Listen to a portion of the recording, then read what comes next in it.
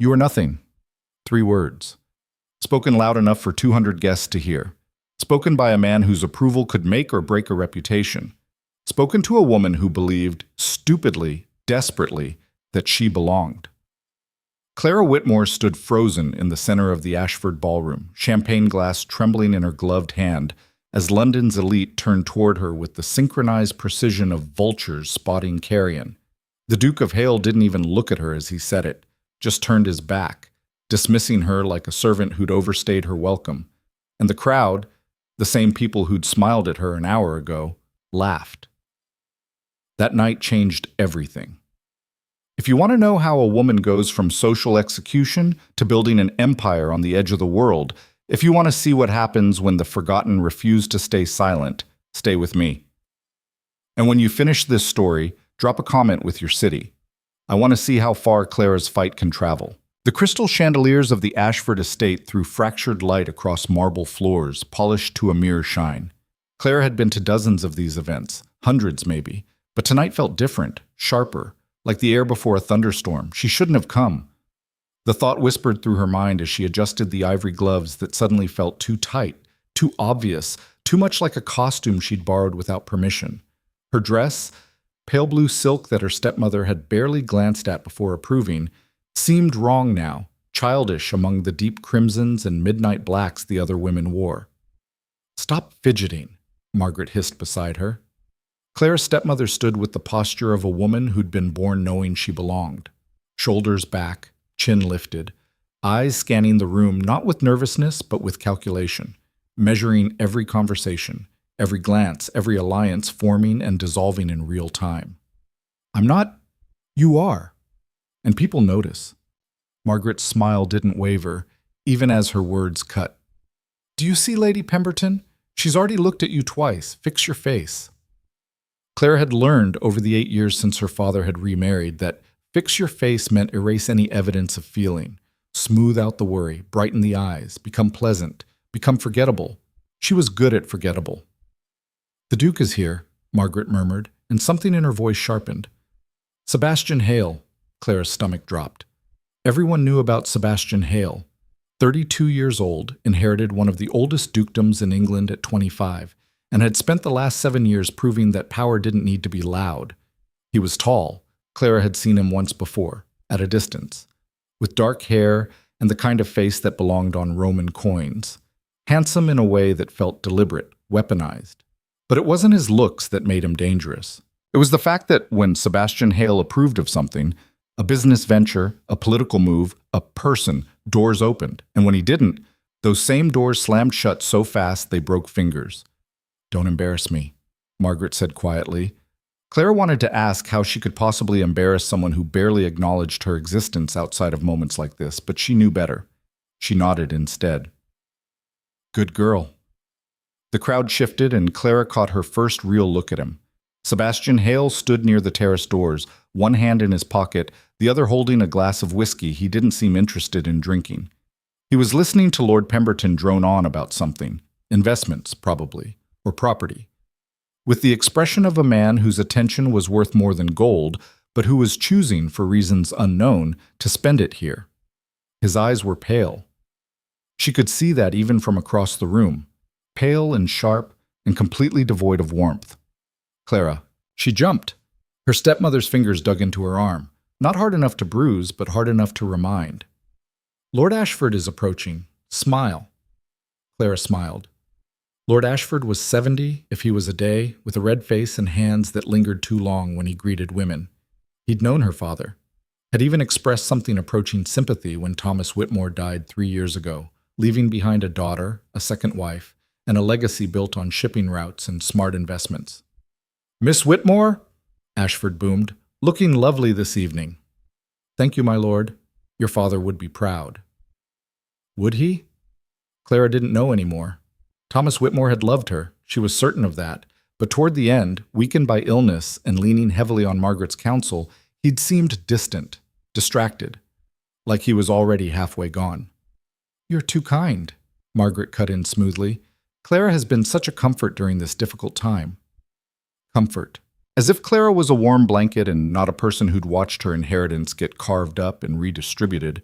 Her father's businesses absorbed into Margaret's control with paperwork Clara didn't understand, and lawyers who spoke in circular language designed to confuse. Ashford nodded, already losing interest. Yes, well, difficult times indeed. Have you met the Duke? Not yet, Margaret said, and there it was, the hunger beneath the polish. We were hoping for an introduction. Were we? Clara thought, but didn't say. Come then. Ashford barreled forward, parting the crowd through sheer momentum and title. Margaret followed, her grip still iron on Clara's arm, dragging her along like a reluctant dog. Sebastian Hale looked up as they approached. His gaze swept over Ashford, dismissed him, landed on Margaret, assessed her in half a second, and then, finally, settled on Clara. She forgot how to breathe. It wasn't attraction. It wasn't even interest.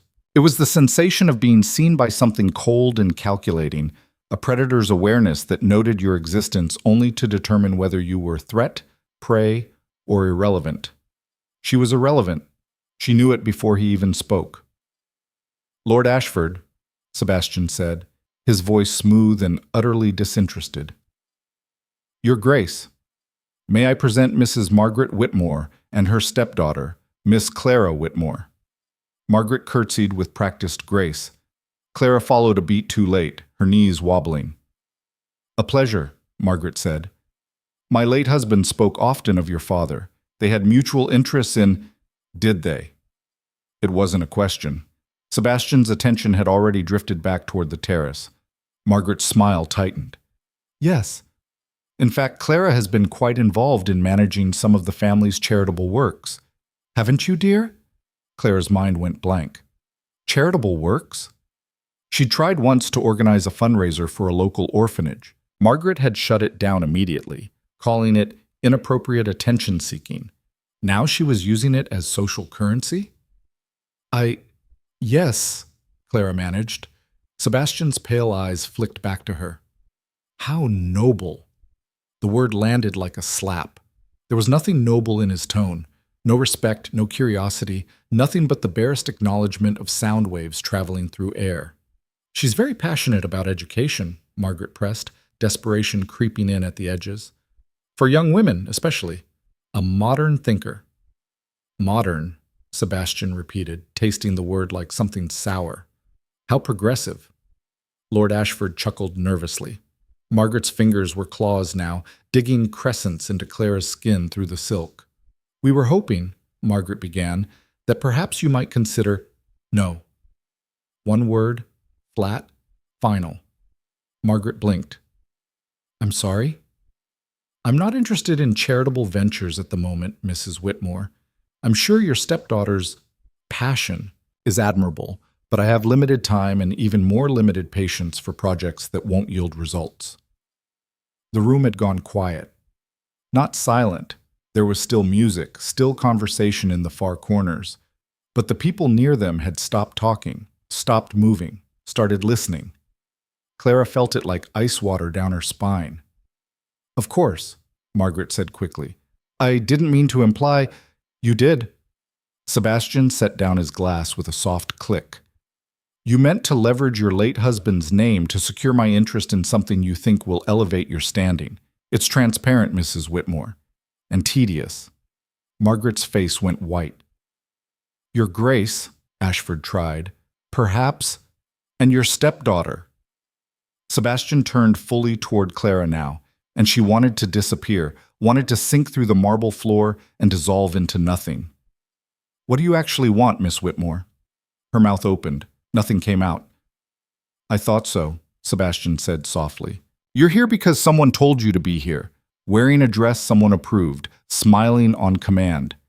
Do you have a single original thought in that pretty head, or are you just another ornament?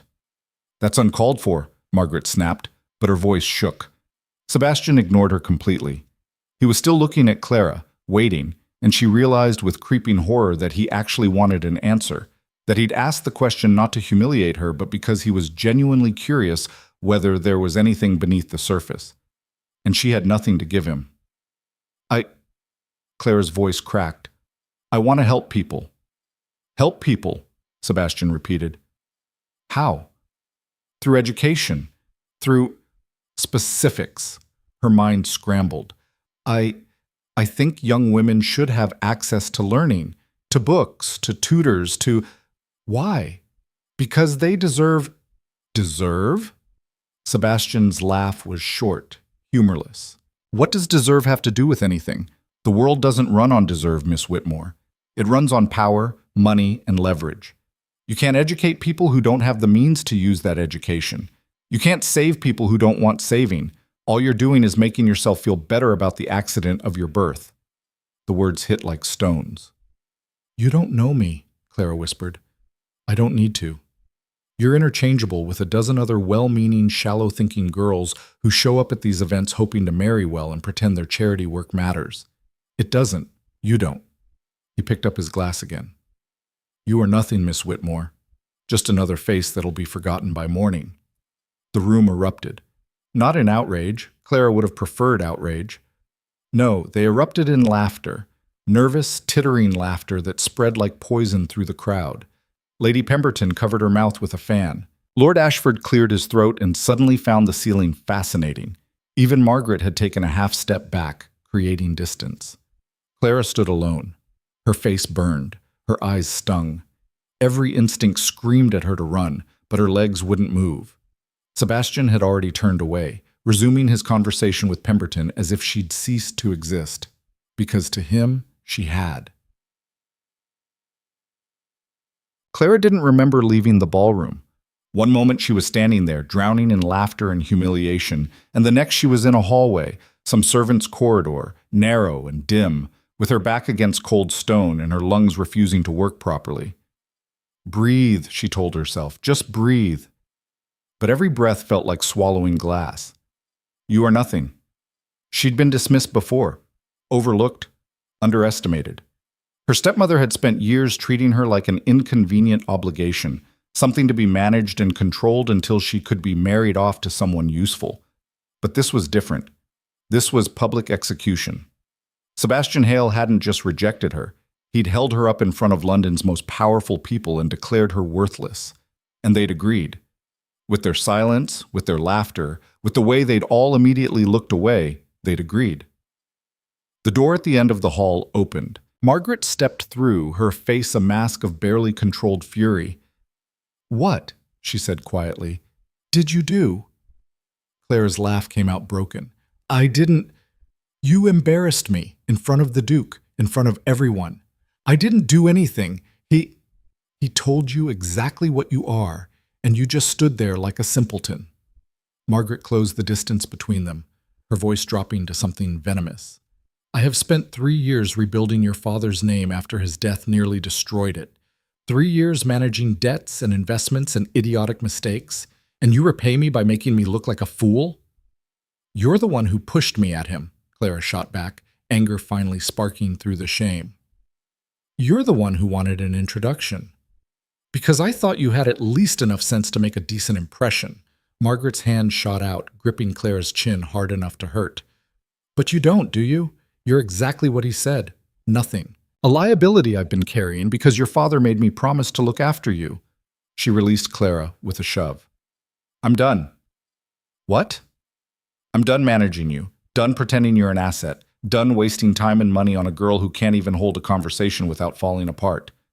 Margaret smoothed her dress, composure sliding back into place like armor. Tomorrow, you're leaving London. Clara's heart stopped.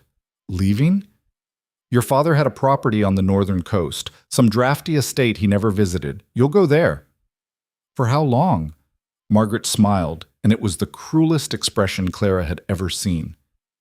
As long as it takes for people to forget tonight, which, considering what the Duke said, should be about 5 minutes. She turned toward the door. Pack tonight. The carriage leaves at dawn. You can't... I can. Your father left me in control of the estate until you marry or turn 25. You're 21, unmarried, and after tonight unmarriageable. So yes, Clara, I absolutely can. The door closed with a soft click. Clara slid down the wall, her dress pooling around her like spilled water, and finally let herself break. The carriage ride took 3 days. 3 days of rattling along increasingly poor roads, through towns that grew smaller and grimmer, past landscapes that shifted from rolling green to wild, wind-scarred nothing. The driver barely spoke.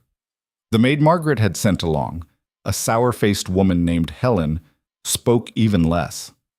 Clara spent most of the journey staring out the window, watching London disappear behind her. By the third day, even the sky looked different, lower, grayer, angrier. "There," Helen said, pointing. Clara followed her gaze and felt her stomach drop.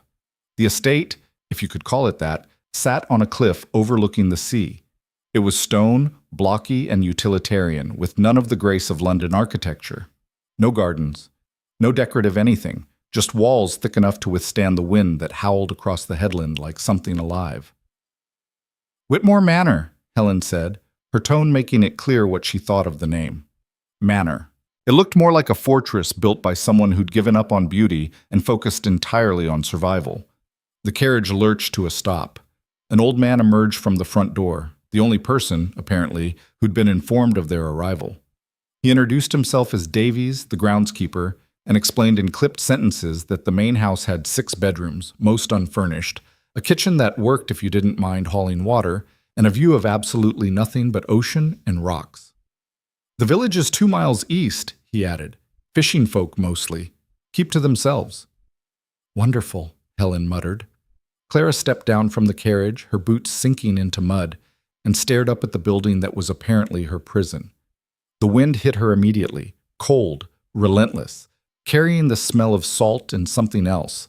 Decay, maybe. Or just the scent of a place that had been forgotten. "You are nothing." Sebastian's words echoed in her head, and for the first time since that night, Clara felt something other than shame. She felt anger. Not the hot, explosive kind. The cold kind. The kind that settled into bones and turned into fuel. "Miss Whitmore?" Davies was waiting by the door. "Should I show you inside?" Clara looked at the house, at the cliff, at the endless gray sea beyond. "Yes," she said quietly. "Show me everything." The first week was hell. Not because the house was falling apart, though it was, in places. Not because Helen complained constantly, though she did, until Clara finally told her she could leave if she wanted. And Helen, to Clara's surprise, stayed. No, it was hell because of the silence. London had never been quiet. Even late at night, there were sounds, carriages, voices, the distant hum of a city that never fully slept. Here, there was nothing. Just wind, just waves, just the occasional cry of a seabird that sounded too much like screaming.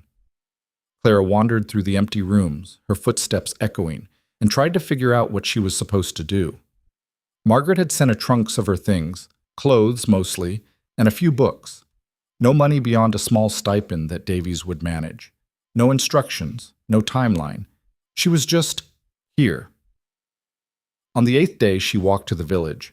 It wasn't much. 20 or so buildings clustered around a harbor that looked like it had been carved from the cliff face by something violent. Fishing boats bobbed in the water, nets spread out to dry on the docks. Everyone she passed stared. Clara kept her head up and kept walking. There was a church, small, stone, probably older than anything in London. A pub that smelled like fish and cheap beer. A general store run by a woman with gray hair and suspicious eyes. "Help you?" the woman asked. "I'm staying at Whitmore Manor," Clara said. "I need supplies." "Supplies?" "Food, candles, whatever you have." The woman studied her for a long moment, then nodded slowly. "You're the daughter." "Stepdaughter." "Same thing to us, She started pulling items from shelves. "Heard your father bought that place 20 years ago. Never came here once. You planning to stay?" Clara hesitated. "I don't know. Honest, at least." The woman wrapped bread in cloth, added cheese, some dried meat. "Name's Bryn. You need anything? You come here. We don't trust outsiders much, but we don't let people starve either." "Thank you." Bryn rang up the total, less than Clara expected, and then paused. "There's a girl. Comes here sometimes, begging for scraps. 10 years old, maybe. Smart as anything, but no one's teaching her to read." Clara blinked. "Why are you telling me this?" Because you look like someone who needs a purpose before the cliff starts looking friendly. Bryn handed over the wrapped goods. Think about it. Her name was Emma. She showed up at the manor 3 days later, barefoot and soaked from rain, clutching a tin cup like it was treasure. "Mrs. Bryn said you might teach me," she said without preamble. Clara, who'd been staring at the fire and wondering if Margaret was right, if she really was nothing, looked at the girl standing in her doorway and felt something shift. "Do you want to learn?" she asked. Emma's eyes went wide. "More than anything." "Then come in." They started with the alphabet. Clara had no training, no materials beyond her own books, no idea what she was doing. But Emma was hungry for it. Every letter, every word, every small piece of knowledge Clara could offer. Within a month, 3 more children showed up. Within 3 months, Clara had cleared out one of the empty rooms and turned it into something resembling a classroom. Within 6 months, she'd stopped thinking about London entirely. She was building something here. Something small, maybe. Something that wouldn't impress Sebastian Hale or win Margaret's approval or restore her reputation. But it was hers, and it mattered. The waves crashed against the cliff below Whitmore Manor, relentless and uncaring. But inside, in a room lit by candles and filled with the sound of children reading aloud, Clara Whitmore began to remember who she was. Not nothing, never nothing, just finally, brutally free. The storm hit on a Tuesday. Clara had learned to read the sky by then. 18 months on the cliff did that to a person. The way the clouds moved, the shift in wind direction, the particular quality of silence before the ocean turned violent. She'd sent the children home early, watching them scatter down the muddy path toward the village with their salvaged slates tucked under their arms. Emma had lingered at the door. "You should come to the village too," the girl said. She was 11 now, taller, her reading better than some adults Clara had known in London. "Mrs. Bryn says when the big storms come, the manor sits right in the teeth of it." "I'll be fine." "That's what you always say." Clara smiled despite herself. "Go home, Emma. Your mother will worry." The girl left reluctantly, and Clara turned back to the room that had become her entire world. 12 children now. 12 students who showed up rain or shine, who fought over the 3 decent chairs, who argued about grammar with the ferocity of scholars twice their age. She'd built this from nothing. The thought should have brought satisfaction. Instead, it brought a restless kind of anger that had been building for months. Because 12 children in a converted bedroom with secondhand books and makeshift desks wasn't enough. It wasn't even close. There were others. She'd seen them in the village, girls especially, working the docks or mending nets with their mothers, bright-eyed and curious until someone told them to stop asking questions and be useful. How many Emmas were out there, hungry for knowledge they'd never get? The wind picked up, rattling the windows. Clara walked through the manor, checking shutters, moving candles away from drafts. Helen had left 6 months ago, finally worn down by the isolation and the cold. Davy still came around to help with repairs. But mostly Clara was alone. Alone was fine. Alone meant no one telling her what she couldn't do. The first crack of thunder made the whole building shudder. Claire was in the kitchen when the real violence started, rain hitting the windows like thrown stones, wind screaming around the corners of the house. She'd been through bad storms before, but this one felt different, meaner. The candle on the table flickered and died. Clara fumbled for matches in the drawer, found them, struck one. The small flame illuminated her hands, rougher than they'd been in London, calloused from carrying water and splitting kindling and scrubbing floors because there was no staff to do it for her.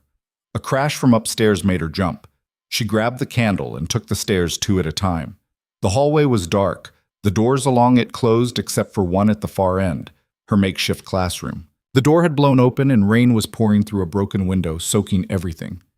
"No, no, no!" Clara ran inside, her boots splashing through water already pooling on the floor.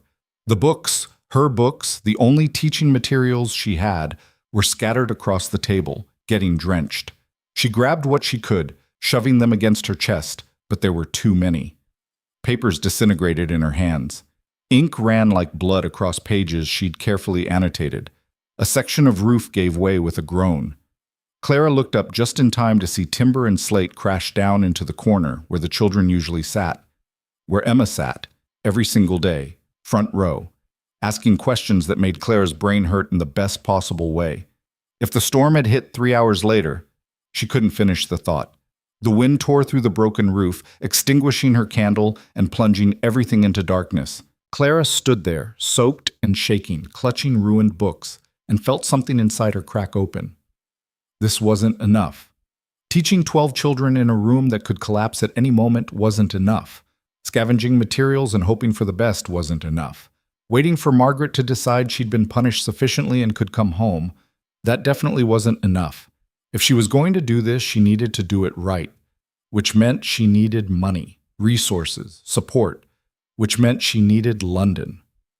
The thought made her sick, but she stood there in the ruins of her classroom, water dripping from her hair, and made a decision that felt less like choice and more like survival. She was going back, not to beg, not to apologize, not to prove Sebastian Hale wrong, though the idea of him seeing what she'd built did bring a vicious kind of satisfaction. No, she was going back to take what she needed, and she didn't particularly care who she had to fight to get it. Ikikis.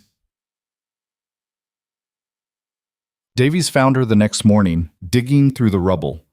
Saw the damage from the road, he said, surveying the destruction with the grim acceptance of someone who'd seen worse. Could have been killed. But I wasn't. This time, he picked up a broken piece of slate. You planning to rebuild? Clara wiped mud from her hands. I'm planning to build something better, but I need money. Your stepmother controls all that. I know. Davies gave her a long look. You're thinking of going to London. It wasn't a question. I have to. Clara gestured at the wreckage. I can't do this alone anymore, and I can't keep teaching children in a house that's falling apart. What makes you think she'll help? She won't. But my father had friends, business partners, people who owed him favors. Clara's jaw tightened. And I have information Margaret would rather stay buried. That got his attention. What kind of information? The kind that proves she's been embezzling from my father's estate for 3 years. The silence that followed was broken only by wind whistling through the broken roof. Davies finally spoke. You can prove that? My father kept records, ledgers, correspondence.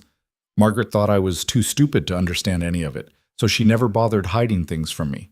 Clara pulled a waterproof case from inside her coat, the one thing she'd protected during the storm.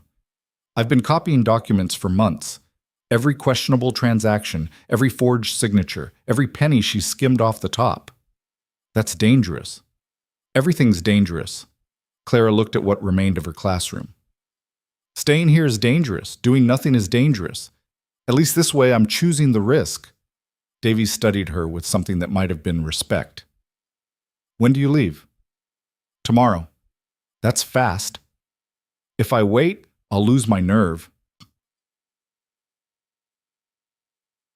The journey to London took 4 days this time. Clara traveled alone, with nothing but a small trunk and the waterproof case full of documents that could destroy Margaret's reputation. No maid, no chaperone, just a woman who'd stopped caring about propriety somewhere between the first broken window and the 10th child who'd begged to learn. The city hit her like a wall. She'd forgotten how loud it was, how crowded, how every surface seemed designed to remind you that you were either important or you weren't. And the distance between those two states was a chasm you could spend your whole life trying to cross. Clara found a boarding house in a part of town Margaret would never visit. Cheap, clean enough, run by a widow who asked no questions as long as the rent was paid. She spent the first night lying awake, listening to unfamiliar sounds and trying not to think about how much easier it would be to just go back to the coast. The next morning, she put on her best dress, still 2 years out of fashion, still too simple for London standards, and went hunting. Her father's solicitor had an office near the courts. Claire showed up without an appointment and refused to leave until he saw her. Miss Whitmore. Mr. Pemberton was 60, round, and deeply uncomfortable with conflict. This is, unexpected. I need information about my father's will. Your stepmother handles... I'm aware of what my stepmother handles. I'm asking what my father intended. Clara set the case on his desk. And I'm asking whether you knew she was stealing from me. Pemberton's face went pale. I don't know what you're... Yes, you do. Clara opened the case, spreading documents across his desk. Here's a withdrawal for £5,000 marked as estate maintenance, except the estate doesn't need £5,000 for maintenance. Here's another one, 3 months later, and another. Mrs. Whitmore has every right to, not if the funds are designated for my inheritance, which, according to my father's actual will, she pulled out another document. They are. The silence stretched. Pemberton picked up one of the papers, his hands shaking slightly. Where did you get these? Does it matter? It matters if you stole them. They're copies of documents I had every right to see. Documents you should have shown me 3 years ago. Clara leaned forward. My father trusted you. Was that a mistake? Your stepmother is a very persuasive woman. That's not an answer. Pemberton set down the paper and removed his spectacles, rubbing his eyes. What do you want, Miss Whitmore? Access to my inheritance. The portion my father set aside for me specifically, not the parts Margaret controls. That's a substantial sum. I know. May I ask what you need it for? Clara didn't hesitate. I'm building a school. A real one. On the northern coast. For children who won't get education any other way. Pemberton blinked. A school? Yes. That's admirable, but highly unusual for a young woman of your... I don't care if it's unusual. I care if it's legal. He studied her for a long moment, and Clara saw the exact instant he made his decision. His shoulders straightened. His expression shifted from uncomfortable to calculating. It's legal, he said quietly. Your father specified that you could access those funds at age 21 for any purpose you deem necessary. You're 22 now. Relief flooded through her. Then I want, however, Pemberton held up a hand. If you pursue this, your stepmother will fight back. She'll claim you're unstable, that living alone on the coast has damaged your judgment. She'll drag this through courts, tie everything up in legal proceedings for years. Let her try, Miss Whitmore. I've spent 18 months teaching children in a house that nearly killed me during the last storm. I've lived on nothing, asked for nothing, expected nothing. I'm done being quiet. Clara's voice was steel. Set up the transfer. I'll deal with Margaret. Pemberton looked at the document spread across his desk, then back at Clara. You've changed. Yes, Clara said. I have. Second, Margaret found out within 24 hours. Clara was in a bookshop, a real one, with shelves that went from floor to ceiling, making a list of everything she'd need for the school, when her stepmother appeared like a thundercloud. How dare you? Clara didn't look up from the grammar primer she was examining. Good afternoon, Margaret. Don't you good afternoon me. Pemberton sent word that you're liquidating assets. My assets, from my inheritance. Money that was designated for your future. For your marriage settlement. Clara finally looked at her. Margaret was perfectly dressed, perfectly composed, except for the fury burning in her eyes. I'm using it for my future, just not the future you planned. You can't build a school. You're 22 years old with no experience, no connections, no... I've been running a school for over a year, with no money, no materials, and no help from you. Clara set down the book. Now I'm going to do it properly. You'll fail. Maybe, but it'll be my failure. Margaret's hand shot out, gripping Clara's arm hard enough to bruise. You ungrateful little... Careful, Clara's voice dropped.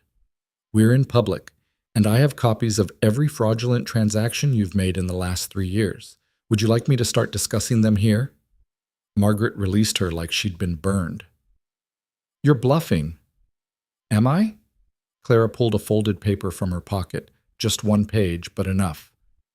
This is a transfer you made to a private account. £10,000, marked as charitable donation. Except the charity doesn't exist, does it?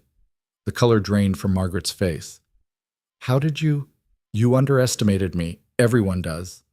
Clara tucked the paper away. Here's what's going to happen. You're going to let me access my inheritance without interference. You're going to tell anyone who asks that you're supporting my educational venture, and you're going to stay out of my way. And if I don't? Then I go public. With everything. Every forged signature, every missing pound, every lie you've told to my father's business partners. Clara smiled without warmth. Your reputation will be destroyed by nightfall. Margaret's breathing had gone shallow. You wouldn't. Try me. The standoff lasted maybe 10 seconds. Then Margaret turned and walked out of the shop, her spine rigid with rage. Clara's hands were shaking. She'd done it. She'd actually done it. Threatened her stepmother with exposure, demanded what was rightfully hers, and won. The shopkeeper cleared his throat. Miss, are you all right? Clara realized she was still holding the grammar primer, her knuckles white. I'm fine. I'll take this. And that arithmetic textbook, and those readers on the second shelf. All of them? All of them. Word spread fast. Within a week, everyone in London knew that Clara Whitmore, the girl who'd been publicly humiliated and exiled, was back, had somehow gotten control of her inheritance, and was planning something scandalous involving education for poor children. The reactions ranged from confusion to contempt. Lady Pemberton called it a phase. Lord Ashford wondered aloud if Clara had lost her mind living alone on the coast. Others simply laughed, the same dismissive laughter that had followed Sebastian's declaration that she was nothing. Clara ignored all of it. She had work to do. The inheritance wasn't unlimited. Margaret had taken more than Clara could prove, and legal fees ate into what remained, but it was enough. Enough to hire an architect who specialized in coastal buildings. Enough to purchase proper materials, desks, slates, books. Enough to pay teachers once she could find them.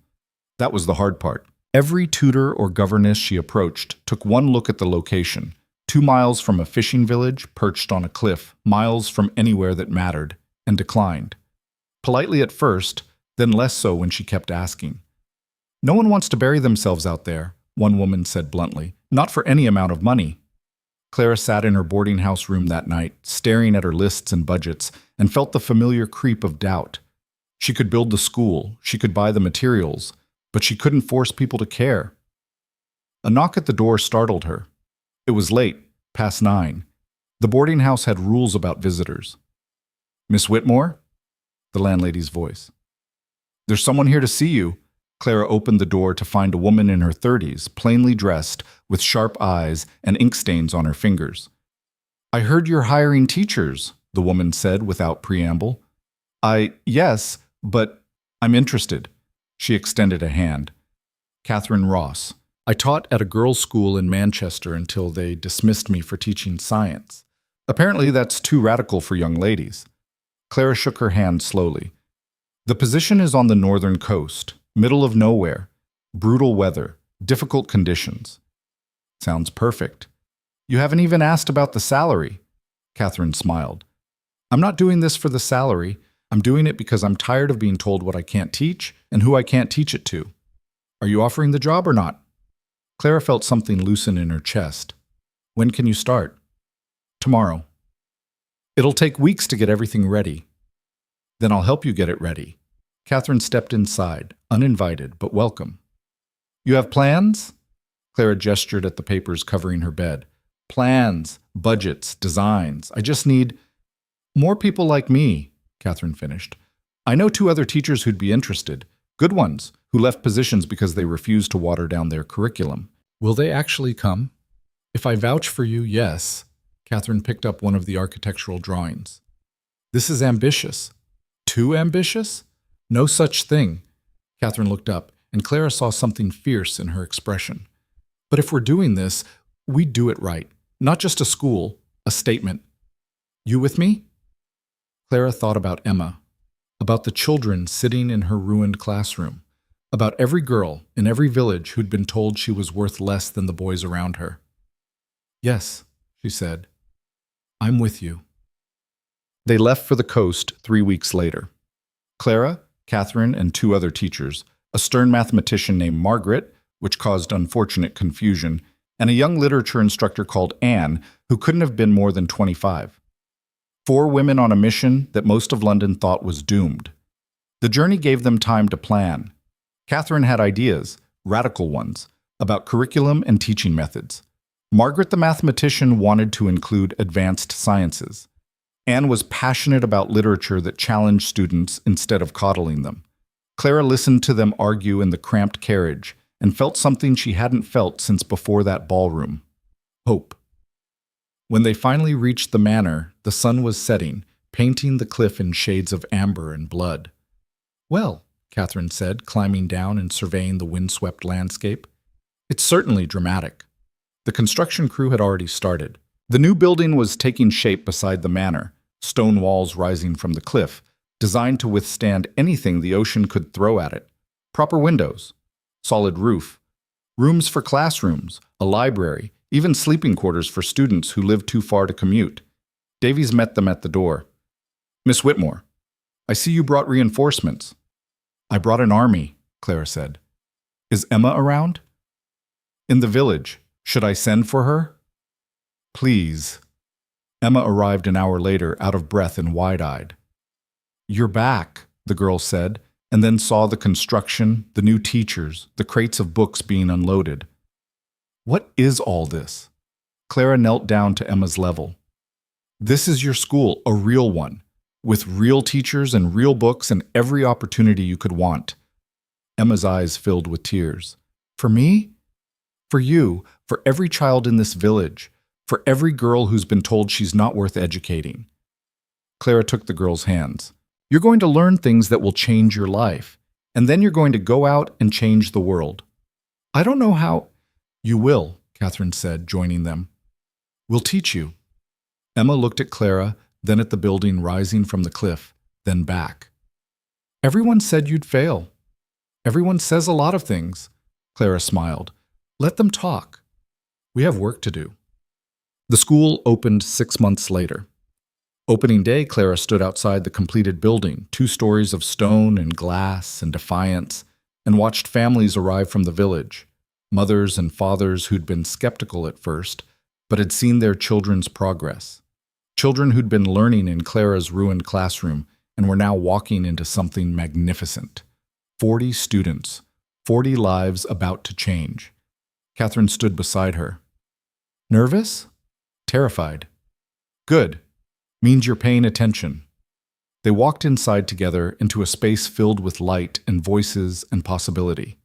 The first day was chaos, beautiful chaos, students figuring out where to sit, teachers establishing routines, everyone adjusting to the reality of something they'd only imagined. Clara was in the library when Emma found her. "There's someone here," the girl said quietly.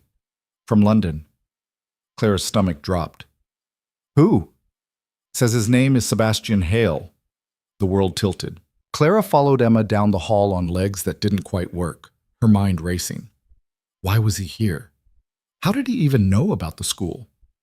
She found him in the entrance hall, looking completely out of place among the simple furnishings and practical design. Still tall, still handsome, still radiating the kind of power that made people nervous. But something was different. He looked tired, older maybe, though only 2 years had passed, and when he saw her, his expression wasn't dismissive or cold. It was haunted. "Miss Whitmore," he said quietly. Clara's voice came out steady despite everything.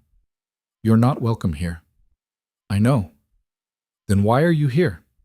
Sebastian looked around the entrance hall, at the coats hanging on pegs, the muddy boots lined up by the door, the sound of children laughing in nearby classrooms. "I heard what you built." "So?" "So I was wrong." He met her eyes. "About everything. About you." Clara felt Catherine's presence behind her, backup, if she needed it. "You told me I was nothing." "I know. You humiliated me in front of everyone." "I know. And now you show up here after 2 years and expect— what? Forgiveness?" Sebastian's jaw tightened. "No, I don't expect forgiveness. I don't deserve it. I came because I needed to see what you'd done, who you'd become." He pulled an envelope from his pocket. "And to give you this." Clara didn't take it. "What is it?" "A donation to the school, enough to expand if you want, to hire more teachers, to bring in students from other villages." "I don't want your money. It's not about what you want. It's about what they need." He gestured toward the classrooms. "Those children. You've given them something extraordinary. Let me help make it bigger." Clara's hands clenched into fists. "You think money fixes what you did?" "No, nothing fixes what I did. But maybe it prevents someone else from making the same mistake I did, assuming potential doesn't exist in places we're taught to ignore." The sincerity in his voice was almost worse than the cruelty had been. "Why now?" Clara demanded. "Why not 2 years ago? Why not when I was standing in that ballroom, drowning in front of everyone?" "Because I'm a coward," Sebastian said simply. "And it took me 2 years to admit it." The confession hung in the air between them. Catherine cleared her throat. "Clara, want me to throw him out?" Clara almost laughed. Almost. Instead, she reached out and took the envelope, opened it, saw the amount written there, and felt her breath catch. It was enough. More than enough. Enough to build another school, maybe 2. "This doesn't make us even," she said. "I know. And it doesn't mean I forgive you."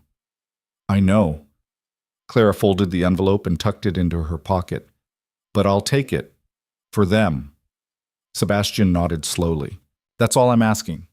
He turned to leave, and Clara heard herself speak before she could stop. "Sebastian." He paused. "You were right about one thing," Clara said. "The world doesn't run on deserve. It runs on power and money and leverage. But you were wrong about what that means. It means people like me have to take power, build it from nothing, use it better than the people who were born with it." Sebastian looked back at her, and for the first time she saw something like respect in his pale eyes. "You're not nothing, Clara Whitmore," he said quietly. "You never were. I was just too much of a fool to see it." He left without waiting for a response. Clara stood in the entrance hall, holding an envelope full of money from the man who'd destroyed her, and felt the strangest sensation. Not victory, not satisfaction, just the cold, clear understanding that she'd built something he could never tear down. The school bell rang for the next class, and Emma appeared at her elbow. "Who was that?" the girl asked. Clara looked at the door where Sebastian had disappeared, then at the classrooms full of students who didn't know or care about London ballrooms or dukes or the price of reputation. "Nobody important," she said. "Come on, we have work to do." Emma followed Clara into the library, chattering about her mathematics lesson, and for a moment Clara let herself focus on that, the ordinary triumph of a child who'd mastered long division. But Sebastian's envelope felt like a weight in her pocket, pulling her thoughts back to London. The school ran smoothly for 3 years, 3 years of growth that felt both impossible and inevitable. They'd expanded twice using Sebastian's donation, first adding a dormitory wing for students from distant villages, then converting part of the manor into advanced classrooms for older pupils. Catherine had developed a science program that rivaled anything taught in London's best schools. Margaret the mathematician had students doing calculus. Anne's literature classes produced essays that made Clara's throat tight with pride. 160 students now, girls mostly, but some boys too, from families who couldn't afford the grammar schools inland. Clara had stopped thinking about revenge, stopped thinking about Margaret, who'd gone silent after their confrontation, stopped thinking about proving anyone wrong. She was too busy building something right, but London wouldn't let her go. The letter arrived on a Thursday morning in March, 5 years after that ballroom. Clara was in her office, a converted bedroom overlooking the cliff, reviewing applications from students who wanted to attend but couldn't afford the minimal fees they charged. Davies knocked once before entering. "This came express," he said, handing her an envelope with a London postmark. "From a law firm." Clara's stomach tightened. She'd learned to distrust anything from London. The letter was brief and formal. Her father's business partner, Lord Ashford, had died. His memorial service was scheduled for April 3rd at Westminster. As Thomas Whitmore's daughter and a former family friend, she was invited to attend and, if willing, to speak about her father's legacy. "Problem?" Catherine asked from the doorway. "Memorial service. In London." "For?" "Lord Ashford. He knew my father." Catherine leaned against the door frame. "You going?" Clara stared at the letter. Ashford had been there that night, had watched Sebastian humiliate her and said nothing, had laughed along with everyone else. But he'd also been genuinely fond of her father, had done business with Thomas for 20 years. The invitation to speak felt like an olive branch, or a test, or both. "I don't know," Clara admitted. "What's holding you back?" "I haven't been to London in 3 years. I haven't faced those people since you were a different person," Catherine finished. "Clara, you've built something extraordinary here. You've educated hundreds of students. You've proven every single person who doubted you completely wrong. She paused. What are you afraid of? Clara looked out the window at the ocean. That I'll go back and realize I still care what they think, then don't care. It's not that simple. Sure it is. You go, you speak, you show them exactly who you've become. Not for their approval. For you. Catherine pushed off the doorframe. Besides, some of those families have daughters. Imagine if even one of them heard what we're doing here and wanted to send their girls north instead of keeping them locked up in finishing schools. That got Clara's attention. Catherine smiled. Think bigger. You've changed this village. Time to change the country. Transit. Clara arrived in London on April 1st. 2 days early because she wanted time to prepare. Time to remember how to navigate these waters without drowning. The city had changed. Or maybe she had. The streets that once felt glamorous now looked crowded and dirty. The buildings that had seemed so grand felt oppressive. Even the air was different. Thick with smoke and noise and the particular kind of desperation that came from too many people competing for too little space. She'd rented a room in a better neighborhood this time, could afford it now with the school's modest income and what remained of her inheritance carefully managed. The landlady had actually curtsied when Clara arrived, which was deeply strange. We don't often get ladies of distinction, the woman said. Ladies of distinction. Clara wanted to laugh. 3 years ago she'd been nobody. Now apparently she was distinguished. The memorial service was at 2 o'clock. Clara spent the morning walking London streets, relearning the geography of her old life. She passed the bookshop where she'd confronted Margaret, the solicitor's office where she'd fought for her inheritance, the boarding house where Catherine had found her. Each location felt like a landmark in a war she'd somehow won. At 1:30, she changed into her best dress, deep blue, well-made, but still simpler than anything she'd worn before her exile. She looked at herself in the mirror and barely recognized the woman staring back. Harder, older, certain.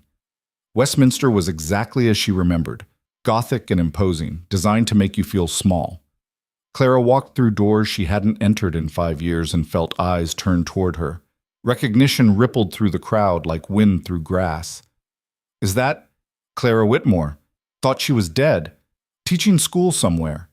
The whispers followed her down the aisle. Clara kept her head up, her expression neutral, and took a seat 3 rows from the front. Lady Pemberton was there, looking older and meaner. Lord Harrington, who'd called her educational venture a waste of a perfectly good bloodline. Margaret sat near the back, her face carefully blank. But Clara saw the moment their eyes met, saw the fear flash across her stepmother's features before being buried under composure. And then, inevitably, she saw Sebastian. He sat in the second row, next to a woman Clara didn't recognize. Beautiful, elegant, exactly the kind of person you'd expect a duke to marry. He looked the same, still handsome, still powerful, but when he glanced back and saw Clara, something shifted in his expression. Surprise. Then something complicated that Clara couldn't read and didn't have time to decipher. The service began. It was standard, respectful, boring, if Clara was honest. Ashford had been 78 when he died, successful and wealthy and surrounded by people who'd benefited from knowing him. The priest spoke about legacy and contribution and all the usual platitudes. Then it was time for personal remembrances. Several people spoke. Business associates, family members, friends who told carefully sanitized stories about Ashford's wit and generosity.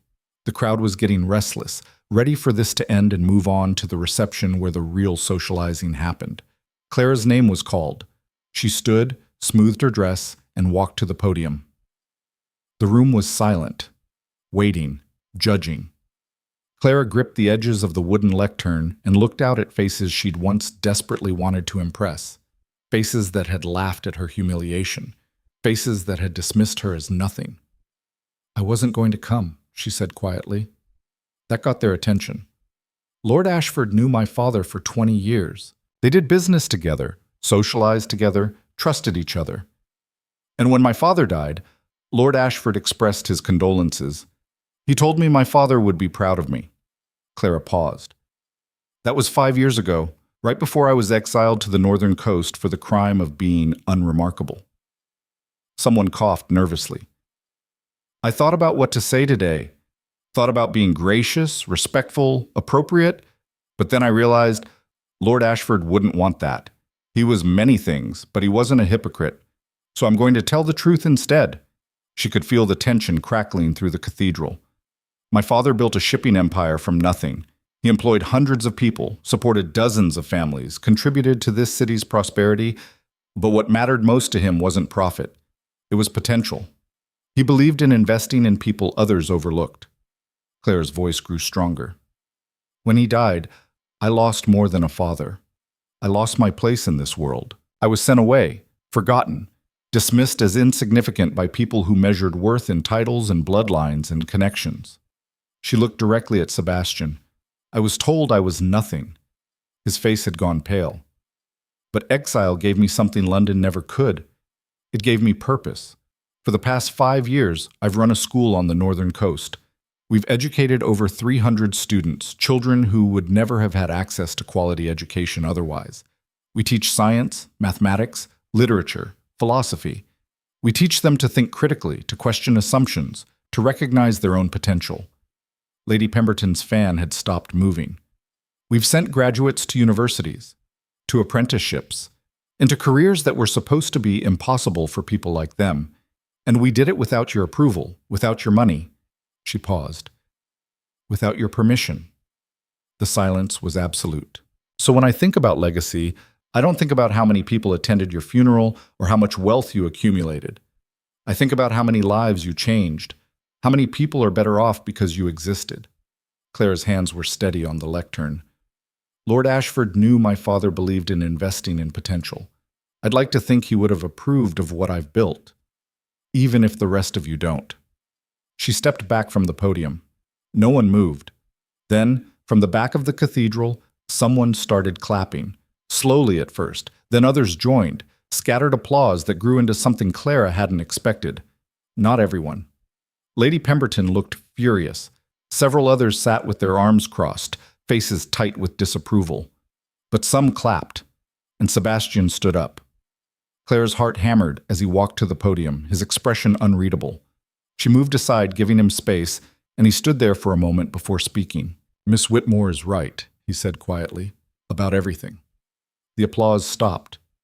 5 years ago, I told her she was nothing. I said it publicly, cruelly, because I believed that people without power or position or pedigree didn't matter. I was wrong.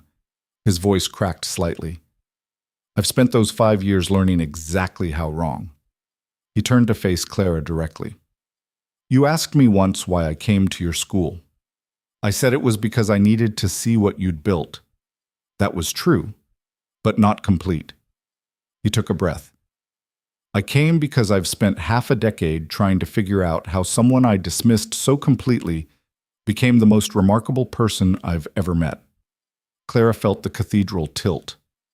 You took nothing and built everything. You took cruelty and turned it into purpose. You proved that worth isn't given, it's created. Sebastian's pale eyes held hers. You don't need forgiveness from anyone in this room, but if you'll allow it, I'd like to publicly support your work. Not with money, though that's available if you need it, but with advocacy, with connections, with everything I should have offered 5 years ago. The crowd erupted.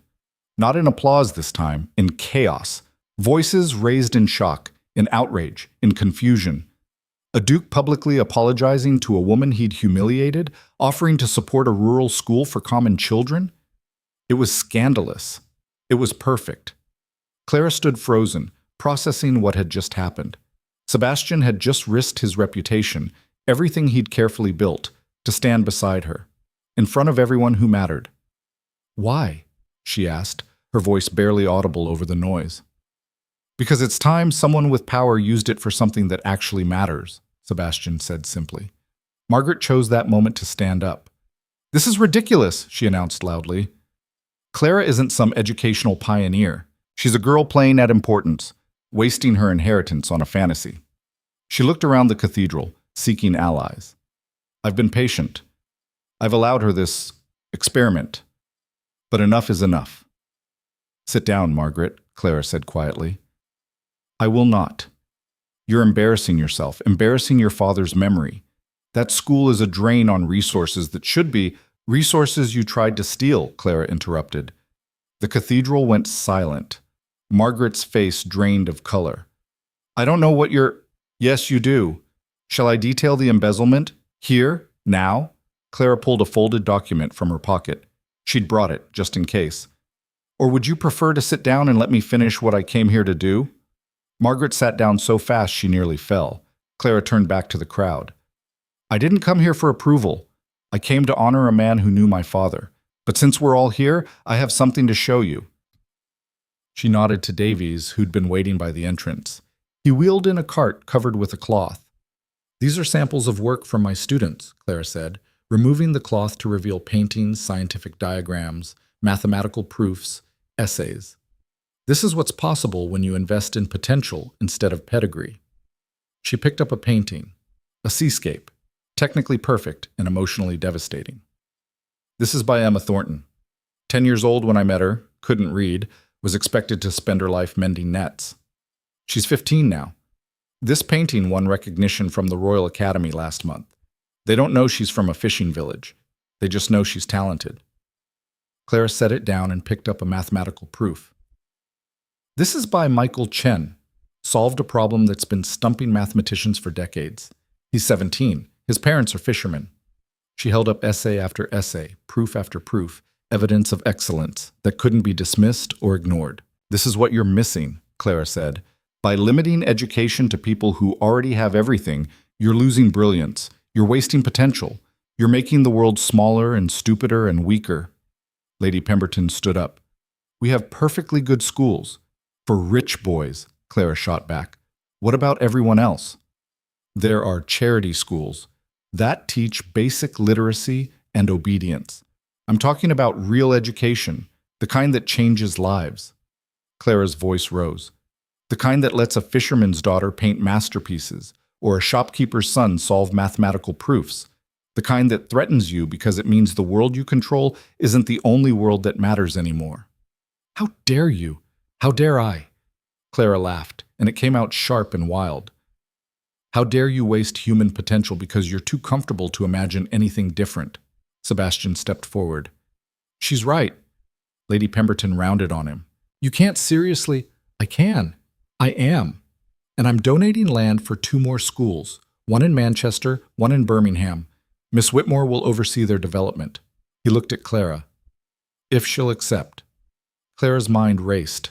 2 more schools, in major cities, the expansion she'd dreamed about but thought impossible. I accept, she said.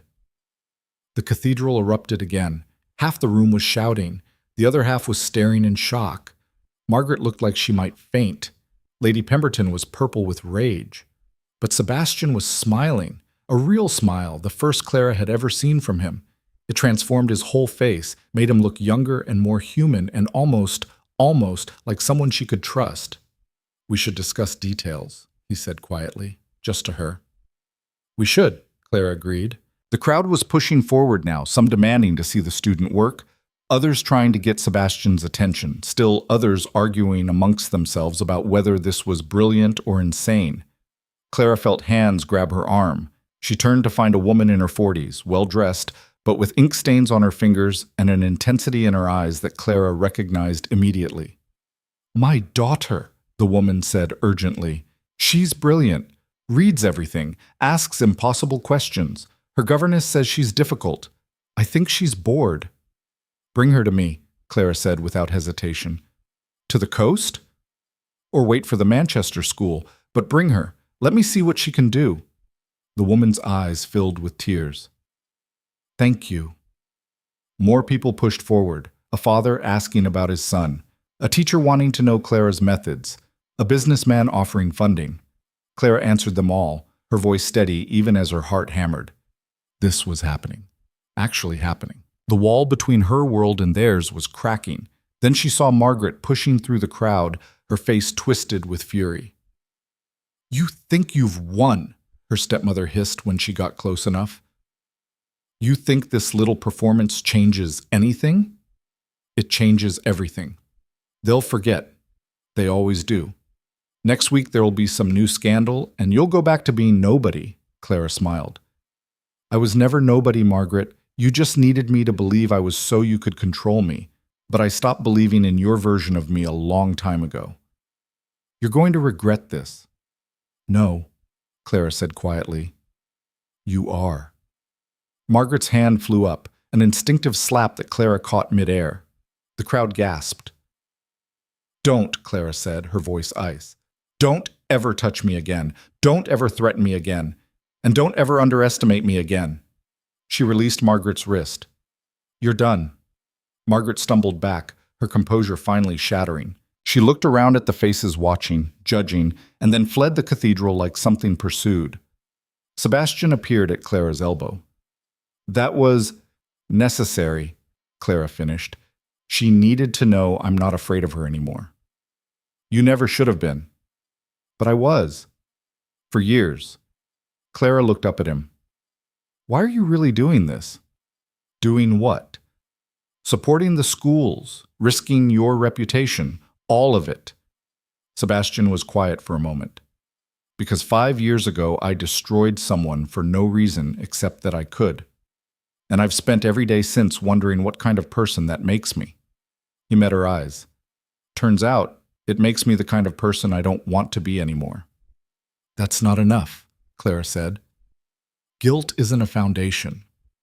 Then call it admiration. Call it recognizing that you're doing something important and wanting to be part of it instead of being the person who tried to stop it. I didn't need you to start this. I know. That's why I want to help now. Because you did it without me. Without anyone. Sebastian's voice dropped. You proved that everything I thought about power and worth and who matters was wrong. Let me prove I can learn from that. Clara studied his face, looking for manipulation or hidden agendas. She found only exhaustion and something that looked almost like hope. 2 schools, she said finally, Manchester and Birmingham. You provide land and initial funding. I control curriculum, hiring, and operations completely. Agreed. And you attend every board meeting. I want you to see exactly where your money goes and who it helps. I'd like that. Clara extended her hand. Sebastian took it, and they shook on a partnership that would have been impossible 5 years ago. The crowd was still buzzing, still processing what they'd witnessed. Clara saw Lady Pemberton in heated conversation with several other matrons, probably planning how to undermine everything. Saw other faces, younger ones mostly, looking at the student work with genuine interest. The fight wasn't over. But the battlefield had shifted. Clara was no longer defending herself. She was attacking, going after the systems and beliefs that had tried to erase her, using education as a weapon and success as armor. Miss Whitmore? A young woman approached nervously. I'm a teacher. At a girls' school in Kensington. What you said about real education, I've been trying to implement similar ideas, but the headmistress won't allow it. Then leave, Clara said simply. Come work for me. Better pay, worse weather, but you'll actually be able to teach. The woman blinked. Just like that? Just like that. If you're serious about education instead of indoctrination, I'll hire you today. I'm serious. Then you're hired. Report to the coastal school in 2 weeks. Ask for Catherine Ross. She'll get you settled. The woman left looking dazed but determined. Sebastian watched the exchange with something like wonder. You make it look easy. It's not, but it's simple. Find good people. Give them purpose. Get out of their way. Clara looked around the cathedral. Most of these people make everything complicated because complexity protects power. I don't need to protect power. I just need to build something that works. Revolutionary. Obvious. You've all just been too comfortable to notice. More people approached throughout the afternoon. Some genuine, some curious, some clearly looking for scandal or gossip. Clara handled them all with the same directness that had served her on the coast. No pretense, no dancing around truth, no concern for offending sensibilities. By the time the cathedral finally emptied, Clara was exhausted. Sebastian found her sitting in a back pew, her head in her hands. All right? He asked. Tired. That was a lot. An ambush, Clara corrected. I came to give a speech. I didn't plan to... She gestured vaguely at everything. Revolution? Is that what this is? Feels like it. Sebastian sat beside her, careful to leave space between them. What happens now? Now I go back to the coast and figure out how to open 2 more schools without everything falling apart. You won't be alone. I meant what I said about support. Clara looked at him sideways. Why do I feel like I'm going to regret trusting you? Because trusting me is objectively a terrible idea given our history. Sebastian's smile was crooked. But I'm hoping you'll do it anyway. Hope's not a strategy. No, but it's a start. They sat in silence for a moment, the cathedral empty and echoing around them. The woman you were sitting with, Clara said finally, during the service, is she my fiancée? Was my fiancée. Sebastian stared at his hands. She broke it off about an hour ago. Said watching me prostrate myself in public for a woman I'd humiliated was too embarrassing to tolerate. Clara should have felt satisfaction. Instead, she just felt tired. I'm sorry. Don't be. She was right. I've been engaged 3 times in 5 years. It never works because I keep comparing everyone to... He stopped. To what? To the woman I watched build an empire from nothing while I sat in London accomplishing exactly fuck all that mattered. The profanity startled a laugh out of Clara. Sebastian smiled sadly. I'm a duke. I have wealth and title and influence. And I've done nothing worthwhile with any of it. You had nothing and built everything. The contrast is somewhat humiliating. Good, Clara said simply. Good? Maybe humiliation will motivate you to actually do something useful instead of just feeling bad about not doing something useful. Sebastian laughed, a real laugh, surprised and genuine. Fair. They stood up together, and Clara gathered the student work from the cart. Evidence of lives changed, potential realized, everything London's elite thought impossible. When do you leave? Sebastian asked. Tomorrow morning. I need to get back. May I call on you? At the school, to discuss the expansion.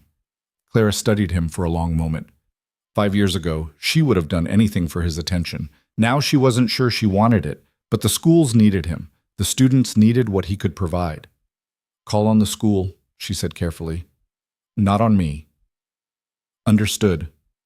They walked out of the cathedral together into a London evening that felt different than it had that morning. The city hadn't changed, but Clara's relationship to it had shifted from exile to conquest. She wasn't running anymore. She was taking ground. The carriage arrived at her lodgings just as the sun set. Clara climbed out, her body aching from tension, and looked up to see someone waiting by the door. Margaret. Her stepmother's face was haggard, desperate. Nothing like the composed woman who'd ruled Clara's life for so long. We need to talk, Margaret said. We don't. Clara, please. You've lost, Clara said flatly. Whatever you came here to threaten or negotiate or manipulate, you've lost. I have money, support, evidence of your crimes, and absolutely zero interest in anything you have to say. It's not about me. It's about your father. That stopped Clara cold. What about him? Margaret's hands twisted together. There are things you don't know. Things about how he died. About what he wanted for you. About... She looked around nervously. Not here. Please, give me an hour, just 1 hour, and I'll tell you everything. Every instinct screamed trap, but Margaret looked genuinely afraid. Not of Clara, of something else. 1 hour, Clara said finally. Inside, where there are witnesses. They went up to Clara's room. The landlady hovered nearby, clearly concerned, but Clara waved her off. Margaret sat in the room's single chair and folded in on herself like something broken. I didn't know, she started. When I married your father, I didn't know. Know what? That he was dying. He kept it from me for 6 months, kept it from everyone. By the time I found out, he had maybe a year left. Clara's chest tightened. I don't believe you. It's true. Ask Pemberton. He helped arrange everything. Your father knew he was dying and wanted to make sure you were protected. Protected? You stole from me. I took what I needed to survive. Margaret's voice broke. Do you think your father left me anything? His will gave everything to you. The house, the businesses, the investments, everything. I got a small annuity that barely covers expenses. So yes, I took from the estate. Because the alternative was destitution. Clara stared at her stepmother, trying to reconcile this desperate woman with the cold manipulator she'd known. Why are you telling me this now? Because Margaret pulled out a letter, her hands shaking. Because your father left this for you, to be given when you turn 25. But I think you need to read it now. Clara took the letter like it might explode. Her father's handwriting, his seal. My dearest Clara, her vision blurred. Read it later, Margaret said quietly. But know this, everything I did, every terrible thing came from fear. Fear of being forgotten, fear of losing the life I'd built, fear of admitting that I was never the priority. She stood up. Your father loved you more than anything, more than me, certainly. He wanted you to have the world. I tried to take that from you because I was jealous and scared and small. You exiled me. I know. You stole from me. I know. You tried to destroy me. And you survived. You thrived. You became extraordinary.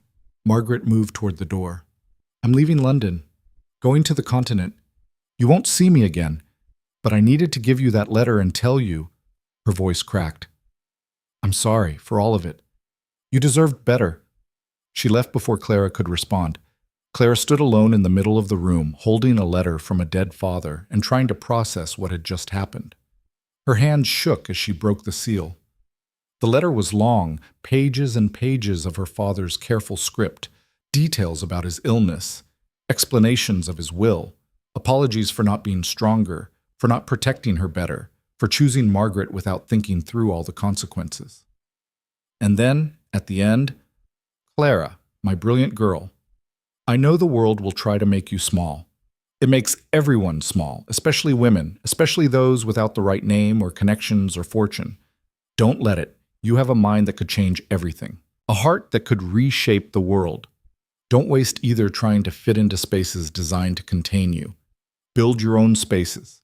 Set your own terms. Be bigger than they can imagine. I believe in you. I always will. Clara read the letter 3 times, tears streaming down her face. Her father had known, had seen her potential, had tried, in his way, to protect her from a world that would try to erase her. And she'd done exactly what he'd asked. She'd built her own spaces, set her own terms, become impossible to contain.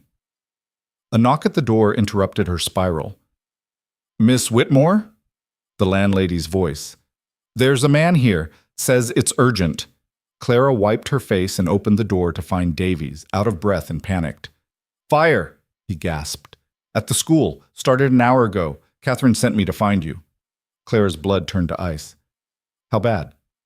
Bad. The new building. The dormitory. It's gone. The students. Everyone got out. But Miss Whitmore... Davies' face was grim. It wasn't an accident. Someone said it deliberately. The world tilted. Someone had burned her school, destroyed the dormitory, tried to kill her students. When's the next train north? Clara demanded. Not until morning. Then get me a carriage, the fastest one you can find. I'm leaving tonight. Davies nodded and ran. Clara shoved her father's letter into her bag along with everything else she'd need. Her mind raced through possibilities. Who would do this? Margaret? Lady Pemberton? Someone else threatened by what the school represented? It didn't matter. They'd attacked her students, her life's work, everything she'd built, and she was going to destroy whoever was responsible. The carriage arrived 20 minutes later. Clara climbed in without looking back at London, her hands clenched into fists and her heart a drumbeat of fury. Someone had just made a catastrophic mistake. They'd thought they could stop her with fire. They were about to learn that fire just made her burn brighter. The carriage ride took 36 hours. Clara didn't sleep, couldn't. Every time she closed her eyes, she saw the dormitory burning, heard children screaming, imagined Emma trapped beneath falling timber. Davies had said everyone got out, but what if he was wrong? What if someone had been counting heads incorrectly in the chaos? The driver changed horses 3 times. Clara barely noticed. She sat rigid in the dark carriage, her father's letter pressed against her chest like a talisman, her mind cataloging everyone who might want to destroy what she'd built. Margaret had motive but was fleeing to the continent. Lady Pemberton had rage but lacked the practical viciousness for arson. Sebastian. No. Whatever else he was, he wouldn't burn children alive. Which left someone Clara hadn't considered, someone who felt threatened enough to commit murder. The thought made her sick. Dawn broke over familiar cliffs as the carriage finally crested the last hill. Clara leaned out the window, desperate for her first glimpse of the school. The main building still stood. Relief hit her so hard she couldn't breathe. The original structure, stone walls, solid roof, was intact, smoke-stained but standing. But beside it, where the dormitory had been, was nothing but charred rubble and skeletal timber reaching toward the sky like accusatory fingers. "Stop!" Clara commanded. The carriage wasn't even fully halted before she jumped out, stumbling on legs cramped from 2 days of travel. She ran toward the ruins, her boots slipping on mud and ash, her heart hammering. "Miss Whitmore!" Catherine emerged from the main building, her face gray with exhaustion and soot. She caught Clara in a fierce embrace. "You're here. Thank Christ." Catherine pulled back. "Everyone's alive. I need you to know that first. Everyone got out." "How?" "Emma." She smelled smoke, raised the alarm. "We evacuated in under 3 minutes." Catherine's voice shook. 3 minutes, Clara. If she'd been sleeping deeper, if the wind had been different, but she wasn't, and it wasn't. Clara gripped Catherine's shoulders. "What happened?" Davy said arson. Someone poured accelerant along the eastern wall, set it during the night when the building was full. Catherine's expression went hard. Whoever did this knew the layout, knew where the students slept.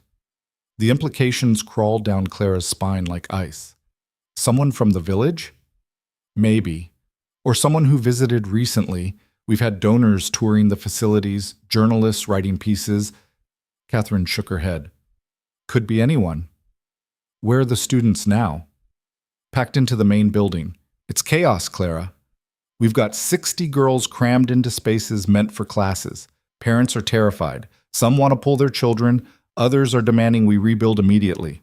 We will rebuild. With what money? The insurance won't cover deliberate arson. Sebastian's donation is allocated for Manchester and Birmingham. We're broke. Clara looked at the ruins, at the main building bulging with displaced students, at Catherine's exhausted face. 5 years of work. Hundreds of lives changed, and someone had tried to burn it all down. Get everyone together, Clara said quietly. Students, teachers, parents, everyone. In 2 hours. Clara-san, trust me. Catherine studied her for a moment, then nodded. 2 hours, Wub. Clara spent those 2 hours inspecting the damage. The dormitory was completely destroyed. The eastern wall had collapsed, taking most of the roof with it. What furniture remained was charcoal and ash. Clara found the remnants of beds, desks, the small library they'd assembled for evening reading. All of it gone. But the accelerant pattern Catherine mentioned was obvious once you looked. A deliberate line along the wall, carefully placed to spread fast and hot. Whoever did this had planned it, had wanted maximum destruction. Clara crouched in the ash, her fingers black with soot, and felt something shift inside her. Fear became fury. Fury became focus. She stood up, brushed off her hands, and walked back to the main building. By the time 2 hours had passed, the entrance hall was packed. Students sat on the floor, parents stood along the walls, teachers clustered near the door. Emma was in the front row, her face pale but determined. Clara walked to the front and turned to face them. 63 students, 12 parents, 5 teachers, all of them looking at her like she had answers. She didn't. But she had something better. She had rage channeled into purpose. "Someone tried to kill you," Clara said bluntly. Gasps rippled through the room. Not metaphorically, not accidentally. Someone deliberately set fire to the dormitory while you were sleeping, hoping the building would collapse before you could escape. Clara's voice was steady. They failed because Emma Thornton woke up, smelled smoke, and saved everyone. All eyes turned to Emma, who looked like she wanted to disappear. "But we need to talk about what happens next," Claire continued. "Some of your parents want to pull you out. I understand why. This place was supposed to be safe, and someone violated that. You have every right to leave." Silence. "However," Claire's voice hardened, "if you leave, whoever did this wins. They get exactly what they wanted. This school shut down, these opportunities destroyed, all of you back to lives where your potential doesn't matter." A woman in the back, Mrs. Thornton, Emma's mother, spoke up. "What if they try again?" "They might," Claire admitted. But here's what I know about people who set fires. They're cowards. They act in darkness because they're afraid of confrontation. And right now, they're watching to see if their cowardice worked. She pulled out a sheet of paper covered in numbers. This is our budget. Without the dormitory, we can't house students from distant villages. Without insurance money, we can't rebuild. By every practical measure, we should close. Clara set the paper down.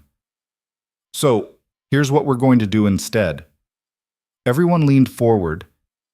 We're not rebuilding the dormitory. We're building 3 of them, smaller, distributed across the property, harder to destroy all at once. We're installing fire bells. We're organizing watch rotations. We're making this place safer than any school in England. With what money? A father asked skeptically. I'll find it. How? I don't know yet, but I will. Clara looked around the room. I spent 2 years teaching in a house that was falling apart. I had no money, no materials, no support. I made it work because the alternative was giving up. And I don't give up. She turned specifically to the students. You are not charity cases. You're not lucky to be here. You belong here. Every single one of you has earned your place through hard work and brilliance, and I will not let someone with a match and a grudge take that away from you. Emma stood up. I'm staying. Her voice was small but certain. Emma, Mrs. Thornton started. No, Mom, I'm staying. Miss Whitmore is right. If I leave, they win. And I didn't wake up and get everyone out just to let them win. Another student stood, then another. Within 30 seconds, all 63 students were on their feet. Clara's throat tightened. We're staying too, Catherine said, speaking for the teachers. All of us. The parents looked at each other, then at their children's determined faces, then back at Clara. What do you need from us? Mrs. Thornton asked finally. Help. The village has carpenters, yes? Stonemasons? People who know how to build? Aye. Then help me build. Volunteer labor until I can pay proper wages. I need this school functioning again in 6 months. 6 months? Someone scoffed. That's impossible. So was educating 300 students with no money and a broken house. I did it anyway. Clara met each parent's eyes in turn. I'm asking you to believe that your children's education is worth fighting for. That's all. Just believe it enough to help me fight. The room was silent for a long moment. Then Mrs. Thornton stepped forward. My husband's a carpenter. He'll help. Mine's a stonemason, another mother added. More voices joined. Fishermen who could haul materials. Mothers who could cook for workers. Fathers who could provide muscle and skill. Within 10 minutes, Clara had the skeleton of a workforce. We start tomorrow, she said. Dawn. Anyone who can swing a hammer or mix mortar, meet at the ruins. We're going to rebuild this place better than before, and we're going to do it fast enough to make whoever burned it down regret they ever struck a match.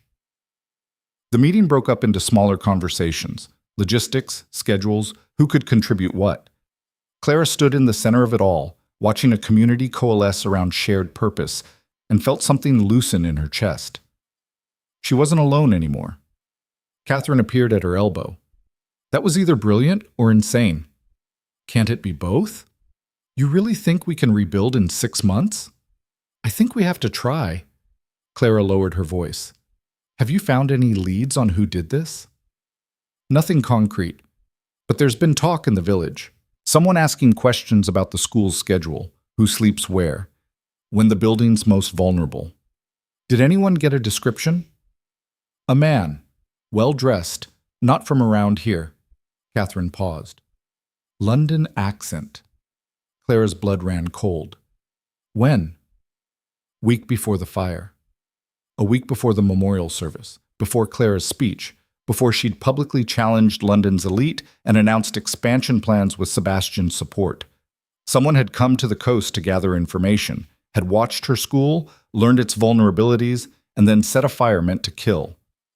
I need to send letters, Clara said, to London, to Sebastian, to every donor and supporter we have. Why? Because whoever did this thinks they can scare me into silence. They need to learn they've done the opposite. Clara spent the next 3 days writing. Letters to newspapers describing the arson and her plans to rebuild. Letters to Sebastian detailing what happened and asking him to use his connections to investigate. Letters to every business contact her father had maintained, asking for donations or material support, or both. She wrote until her hand cramped and her eyes burned. Wrote with the single-minded fury of someone who'd been pushed too far and was pushing back. The responses started arriving within a week. Some were sympathetic but unhelpful. Others were outright hostile, accusations that Clara had staged the fire herself for attention. But a few, a precious few, came with money attached. A shipping magnate who'd worked with her father sent £500. A textile manufacturer sent timber and nails. A widow in Manchester sent a heartfelt letter and a donation large enough to make Clara cry. But the real surprise came from Sebastian. He arrived unannounced on a Tuesday afternoon, riding up the coastal path on horseback with two other men Clara didn't recognize. She was at the construction site, helping haul stones for the foundation of the first new dormitory, when someone shouted that visitors were approaching. Clara straightened, wiping sweat from her face, and watched Sebastian dismount. He looked different out here, less polished. His riding clothes were practical, his hair windblown, his expression grim. "You came," Clara said, genuinely surprised. "You were attacked. Of course I came." Sebastian gestured to his companions. "This is Inspector Morris from Scotland Yard and Mr. Blackwood, an investigator I hired privately. They're here to find who did this." Inspector Morris was 50-ish, solid, with the patient eyes of someone who'd seen worse. Mr. Blackwood was younger, sharper, with ink-stained fingers and a notebook already in hand. "Miss Whitmore," Morris said, "we'd like to examine the site and interview anyone who might have information." "Of course. Catherine Ross can coordinate. She's our head teacher, knows everyone, remembers everything." Morris nodded and headed toward the main building. Blackwood lingered. "I'll also need to speak with you privately. Detail your enemies, people who might benefit from this school's destruction." "That could take a while," Clara said dryly. "I have time." They arranged to meet that evening. Blackwood followed Morris, leaving Clara alone with Sebastian. "You didn't have to do this," she said. "Yes, I did." Sebastian looked at the ruins, at the construction site, at the students visible through the main building's windows. "Someone tried to murder children because you dared to educate them. That's not just your problem, Clara. That's everyone's problem. London doesn't see it that way. London's wrong." He turned to face her fully. "I've spent the last 2 weeks using every connection I have to figure out who visited the coast before the fire. Discreetly, through people who owe me favors. I have a list of 3 possibles." Clara's heart jumped. "Who?" "Robert Grantham. Owns a competitor school that's been losing enrollment to you. Marcus Pemberton, Lord Ashford's nephew, thinks you're destroying traditional education. And—" Sebastian hesitated. "And someone claiming to represent Lady Pemberton's interests, though she denies sending anyone." "Grantham," Claire said immediately. "If he's losing students, he's losing money. That's motive enough." "Blackwood will investigate all 3. But Clara," Sebastian's voice dropped, "you need to be careful. If it is Grantham, he's not going to stop just because you survived once." "Good. I'm not stopping either. I'm serious. This isn't about reputation anymore. Someone tried to commit mass murder." "I know. I was here. I saw the bodies that weren't there because Emma woke up in time." Clara's jaw tightened. "That's why I'm rebuilding. That's why I'm expanding. That's why I'm going to make this school so successful, so visible, so important that destroying it becomes politically impossible." Sebastian studied her for a long moment. "You're using yourself as bait. I'm using success as armor. Those aren't the same thing." "They are when you're fighting people who only understand power." Clara gestured at the construction. "Look at this. Parents from the village working alongside their children. Materials donated by people who've never met me. Students refusing to leave even though they were almost killed. That's power, Sebastian. Real power. Not the kind you inherit, the kind you build. It's also a target. Everything worthwhile is a target." Clara softened slightly. "But thank you for bringing investigators, for caring. I'm trying to be better than I was. I noticed." They stood together in silence, watching workers lay foundation stones while students studied in overcrowded classrooms and teachers coordinated chaos with practiced efficiency. When you rebuild Manchester and Birmingham, Sebastian said quietly, do it like this. Involve the community. Make them part of it. People protect things they helped create. I was planning to. Of course you were. He smiled. You're 3 steps ahead of everyone else, aren't you? Has to be. Everyone else had a head start. Blackwood's investigation took 2 months. 2 months of careful questioning, document review, following money trails, and witness accounts. Clara cooperated fully, providing names and dates and every detail she could remember about people who'd expressed hostility toward the school. The construction continued around the investigation. True to her word, Clara had the community working in shifts. Fathers built during the day, mothers organized supplies, students helped however they could.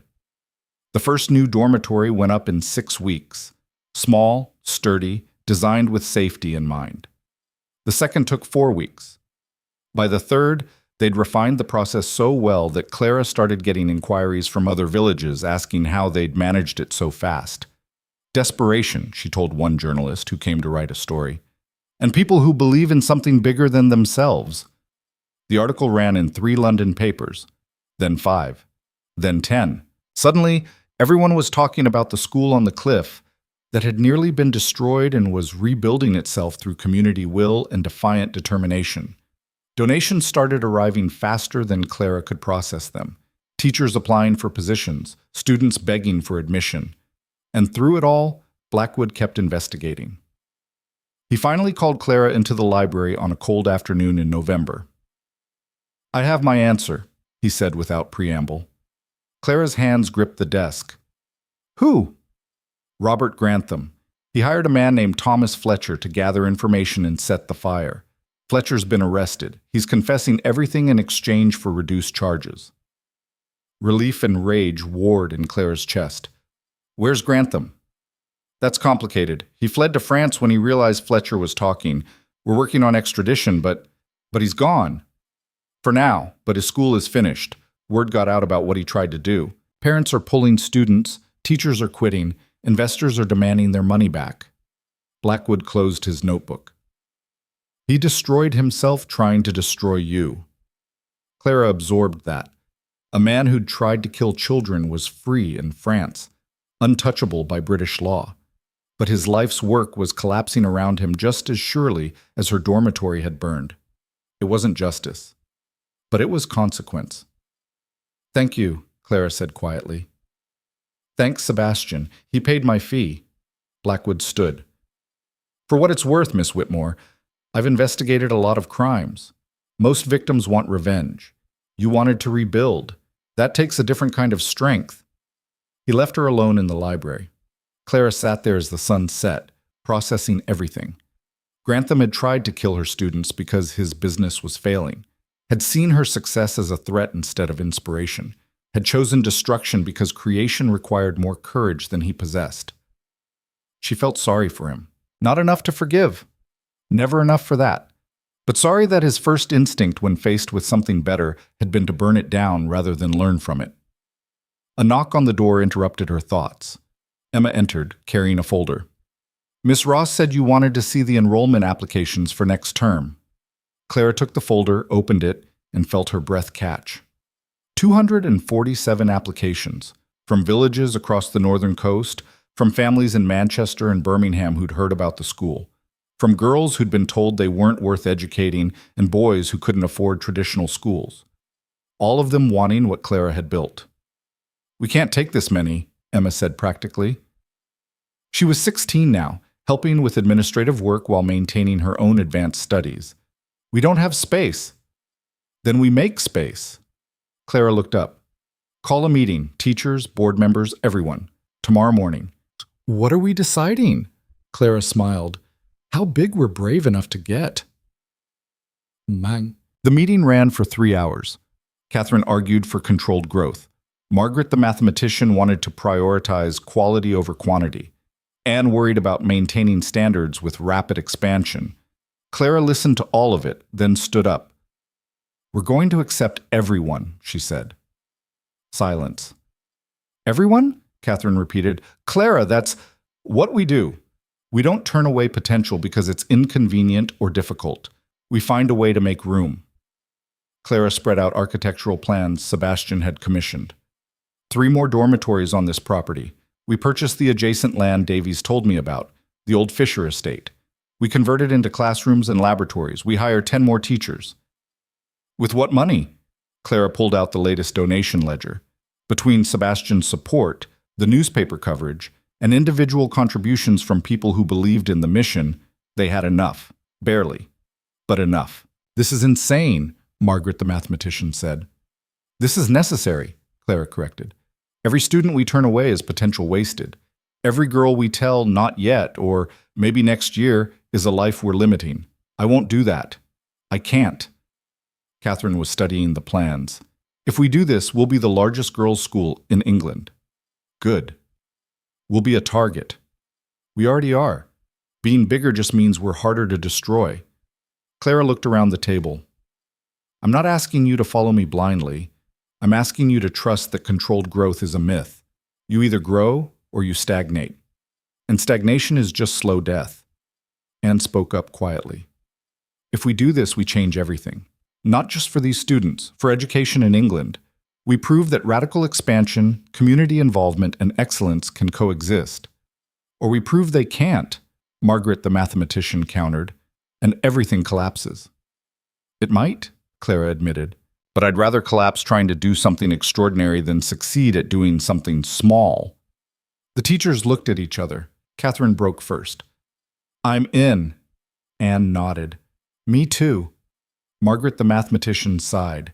You're all insane, but yes, I'm in. Clara felt something powerful settle into place. Not certainty. She was far too experienced to believe in that. But momentum. The sense that they'd shifted from reacting to adversity to actively reshaping the world around them. Then let's get to work, she said.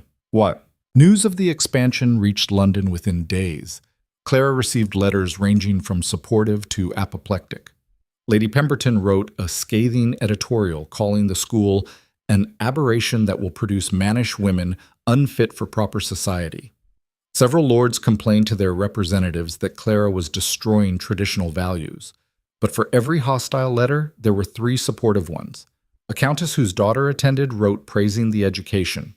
A businessman whose niece had flourished under Catherine's teaching sent a massive donation. Parents from a dozen villages wrote asking when satellite schools would open in their areas. Clara answered them all personally. The construction accelerated. They broke ground on the Fisher estate conversion in December. By January, they had 15 teachers and a waiting list of students hoping for spring admission. By February, Clara had to hire 2 administrators just to manage applications. And through it all, Sebastian kept his promise. He attended every board meeting, visited quarterly to inspect progress, used his London connections to secure materials and funding, and never once tried to control how Clara ran things. He showed up in March with 2 women in tow. Clara, he said without preamble, this is Lady Victoria Ashford and her daughter, Miss Charlotte Ashford, Lord Ashford's widow and granddaughter.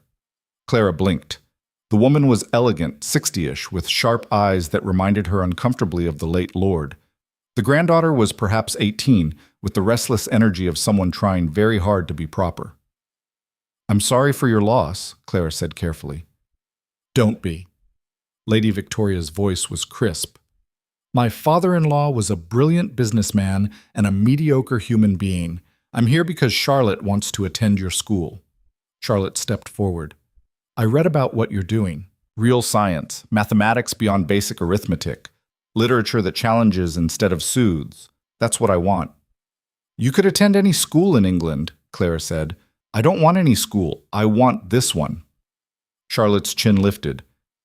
My grandfather was at the memorial where you spoke. He told me later it was the most remarkable thing he'd heard in years.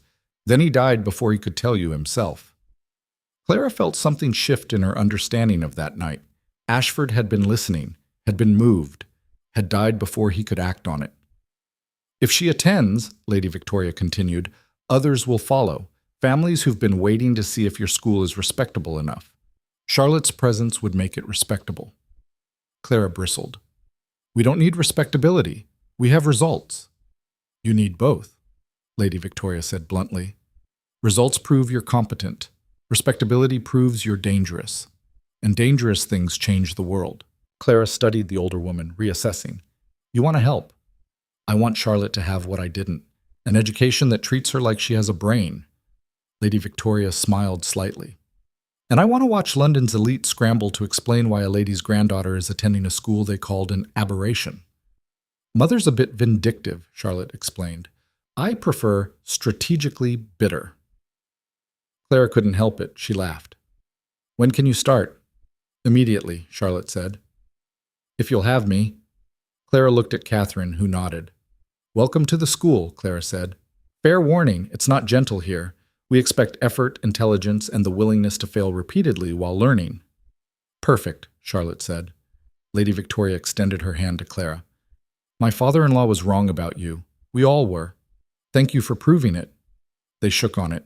That night, Clara stood on the cliff overlooking the ocean, the same cliff where she'd arrived 5 years ago, broken and exiled and terrified. The same ocean that had witnessed her transformation from victim to builder. The school spread out behind her now. Multiple buildings, lights in every window, the sound of students laughing and arguing and learning floating on the wind. She'd done this. Built it from nothing. Survived attacks both social and literal. Created something that was changing hundreds of lives and threatening to change thousands more. Sebastian found her there. Congratulating yourself? He asked, wondering what happens next.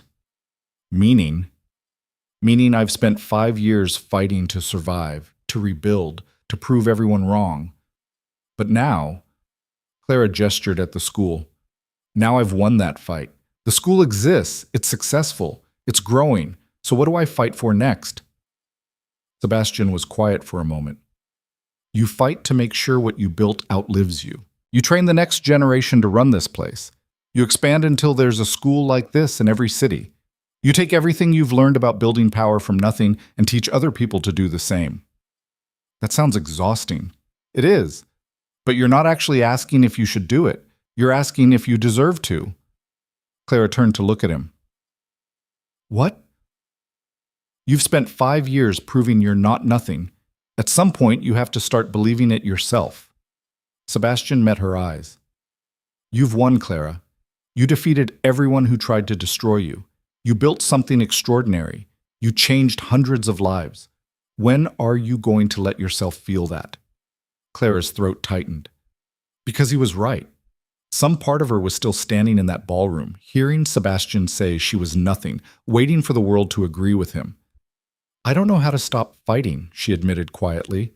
Then fight for something instead of against everything. Fight to spread this model to every corner of England. Fight to make what you've done here normal instead of exceptional. Sebastian's voice softened. Fight to prove that you didn't just survive, you won. Clara looked back at the school, at the life she'd built from exile and rage and stubborn refusal to accept what the world told her she was worth. And for the first time in 5 years, she let herself feel it. Not the anger that had fueled her, not the fear that had driven her, not the desperate need to prove herself, just the quiet, powerful knowledge that she'd built something real, something lasting, something that mattered. I won, she said, testing the words. Sebastian smiled. You did. The school bell rang for evening study hours. Clara could hear Catherine calling students to their classrooms, hear Emma's voice raised in some passionate argument about literature, hear the ordinary chaos of a place that was working exactly as it should. She'd built this.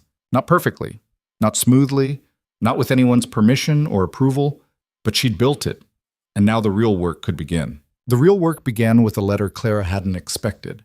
It arrived on a Tuesday in late April, delivered by special courier who refused to leave until Clara had signed for it personally.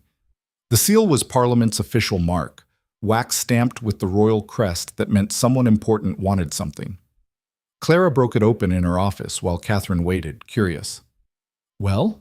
Catherine asked when Clara had read it twice. I've been summoned. Clara handed over the letter. Parliamentary Committee on Education Reform. They want me to testify. Catherine's eyebrows shot up. About what? Alternative education models, specifically whether schools like ours should be officially recognized and funded by the government. That's massive. Terrifying, potentially catastrophic if I say the wrong thing. Clara dropped into her chair. They're giving me 2 weeks to prepare. Then we prepare. They spent those 2 weeks assembling evidence like they were building a case for trial. Student records showing dramatic improvement. Letters from parents describing changed lives. Employment records proving graduates were succeeding in fields previously closed to them. Financial statements demonstrating the school could operate sustainably. Emma helped organize everything, her mathematical precision making her invaluable. "You're nervous," the girl observed on the 8th day. Clara looked up from the stack of documents she'd been reviewing. "That obvious?" "You've read that same page 4 times. Emma sat down across from her. "What are you afraid of?" "Failing. Making a fool of myself. Proving everyone who said I was overreaching exactly right." Clara set down the paper. "This isn't just about the school anymore. If I testify well, we could change education across England. If I testify badly, we give ammunition to everyone who wants to shut us down." "Oh, so don't testify badly." Clara laughed despite herself. "That's simple? You've done harder things. You rebuilt a school after someone tried to burn it down. You faced down your stepmother and half of London society. You built something from nothing." Emma's expression was fierce. "Talking to some old men in Parliament? That's easy. Some very powerful old men who have never built anything like this, who don't understand what you've accomplished, which means you know more than they do." Emma stood up. "Tell them the truth. Show them the evidence. Make them see what you see. That's all you can do." The simplicity of it struck Clara. Emma was right. She'd spent weeks worrying about strategy and presentation when all she really needed to do was tell the truth with evidence to back it up. The truth was powerful enough on its own. London felt different when Clara arrived this time. Less hostile, more curious. People recognized her on the street now, some with approval, some with disapproval, but always with recognition. She wasn't invisible anymore, wasn't forgettable. Sebastian met her at the train station. "Ready?" he asked. "No, but I'm doing it anyway." He smiled. "That's the spirit." They'd arranged for Clara to stay at his townhouse, purely practical, he'd insisted, given that she'd need somewhere quiet to prepare and his home had a library that could accommodate all her materials. Catherine had raised an eyebrow at that, but said nothing. The townhouse was exactly what Clara expected. Elegant, spacious, full of things that cost more than most people earned in a year.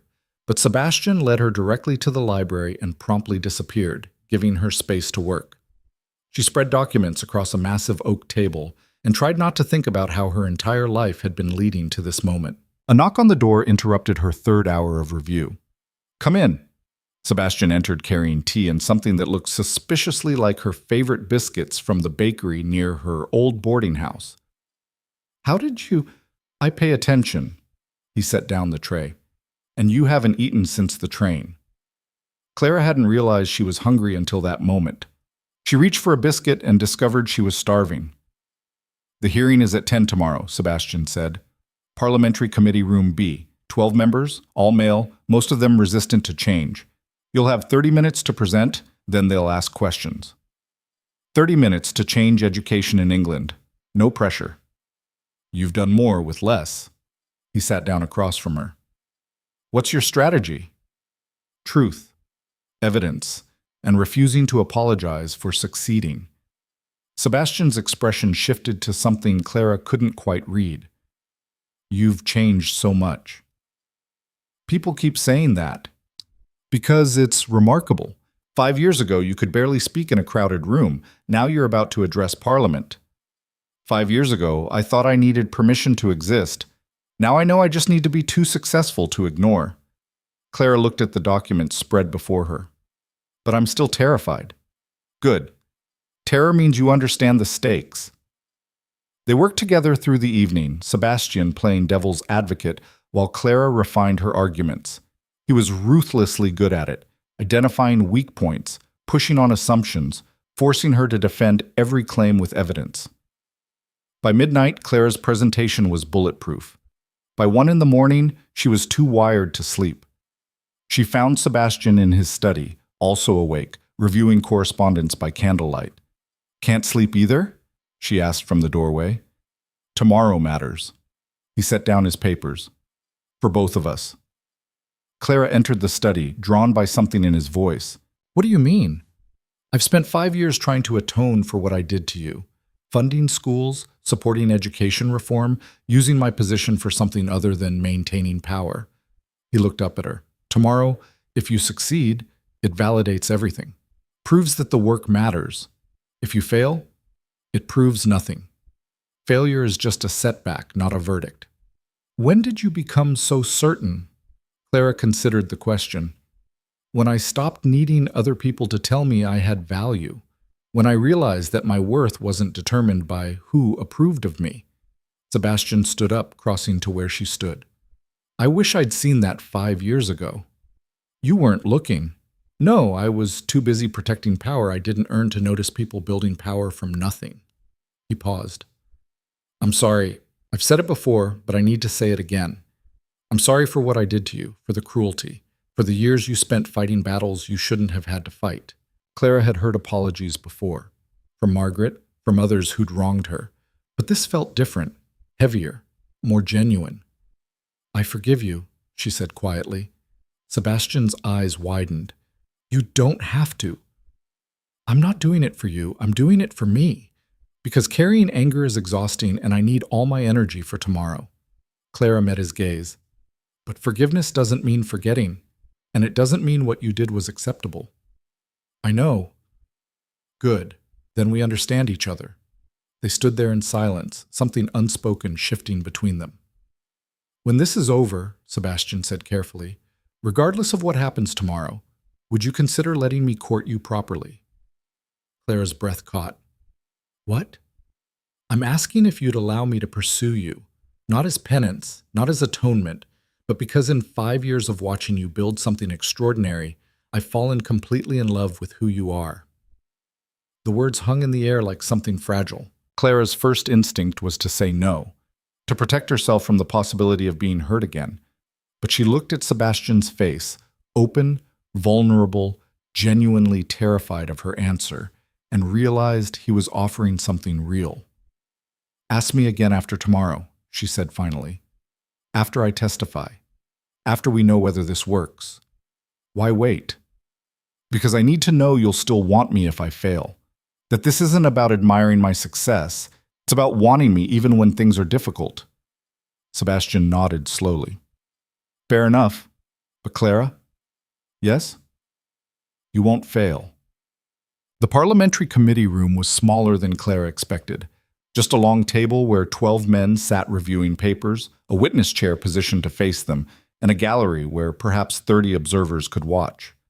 Sebastian sat in the front row of the gallery. Catherine had come too, refusing to be left behind. Clara took the witness chair at precisely 10 o'clock. Lord Whitmore, no relation, thankfully, chaired the committee. He was 70, thin as parchment, with eyes that had seen 1,000 witnesses and believed maybe 3. Miss Whitmore, he began, you run an educational institution on the northern coast. I do. Without official accreditation, without government oversight, without adherence to established curriculum standards. He looked up from his notes. Some would call that reckless. Some would call it necessary. Clara kept her voice steady. Established curriculum standards fail half the population. I'm educating the half you've ignored. A murmur rippled through the committee. Lord Whitmore's expression didn't change. You have 30 minutes to convince us that your experiment deserves recognition and funding. Begin. Clara stood up, pulling out her first piece of evidence. This is Emma Thornton's entrance evaluation from 5 years ago. She could barely read, couldn't do arithmetic beyond basic addition, had no exposure to science or history or literature beyond folk tales. Clara set down the paper and pulled out another. This is her evaluation from last month. Advanced mathematics, fluent in 3 languages. Her painting was recognized by the Royal Academy. She laid out document after document, student after student, transformation after transformation. These aren't exceptional cases. These are typical results from our school. Why? Because we don't waste time teaching girls to be decorative. We teach them to think. And you believe this is appropriate? Another committee member asked. His nameplate read Lord Harrington, the same one who'd dismissed her work years ago. I believe it's essential. England is competing globally with countries that educate their entire population. We're handicapping ourselves by educating only wealthy boys and teaching girls just enough to run households. Clara pulled out economic projections. Our graduates are entering professions, starting businesses, contributing to the economy in ways they couldn't have otherwise. That's not just good for them. It's good for England. But at what cost to traditional values? Harrington pressed. What traditional values? The ones that keep half the population illiterate and dependent? Those aren't values worth preserving. The room went silent. Clara knew she'd crossed a line. You weren't supposed to challenge committee members directly, but she was tired of pretending the Emperor's clothes weren't transparent. Miss Whitmore, Lord Whitmore said carefully, you're here seeking official recognition. Antagonizing this committee seems counterproductive. I'm not here to be liked. I'm here to prove that what we're doing works, and that refusing to recognize it is cowardice dressed up as tradition. Clara met his eyes. You asked me to convince you. I'm trying. But if you've already decided that girls don't deserve real education, nothing I say will matter. We haven't decided anything, another member said. We're evaluating. Then evaluate this. Clara pulled out her final set of documents. Letters from employers praising our graduates' skills. University acceptance letters for students who shouldn't have had a chance. Testimonials from parents whose daughters' lives have changed completely. Economic impact studies showing that educated women contribute more to local economies. She spread it all across the table in front of them. This is 5 years of proof that investing in overlooked potential yields extraordinary returns. You can recognize it and support it, or you can ignore it and watch other countries surpass us while we cling to the fiction that half our population is only good for decoration. The silence that followed felt like standing on a cliff edge. Then Lord Whitmore spoke. You're passionate. I'll give you that. Passion is easy. Results are what matter. And you believe you have results? I know I do. The evidence is in front of you. Whitmore looked at his fellow committee members. Something passed between them, a conversation conducted in glances and minute facial expressions. We'll need to discuss this privately, he said finally. You'll be contacted within the week with our decision. That's it? Clara couldn't keep the frustration from her voice. That's the process, Miss Whitmore. You've presented your case. Now we deliberate. Clara wanted to argue, wanted to demand an answer immediately, but she could see in their faces that pushing further would only hurt her cause. Thank you for your time, she said, gathering her documents.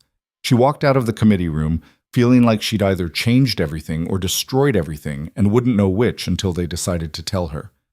Catherine was waiting in the hallway. How did it go? I have no idea. Sebastian appeared beside them.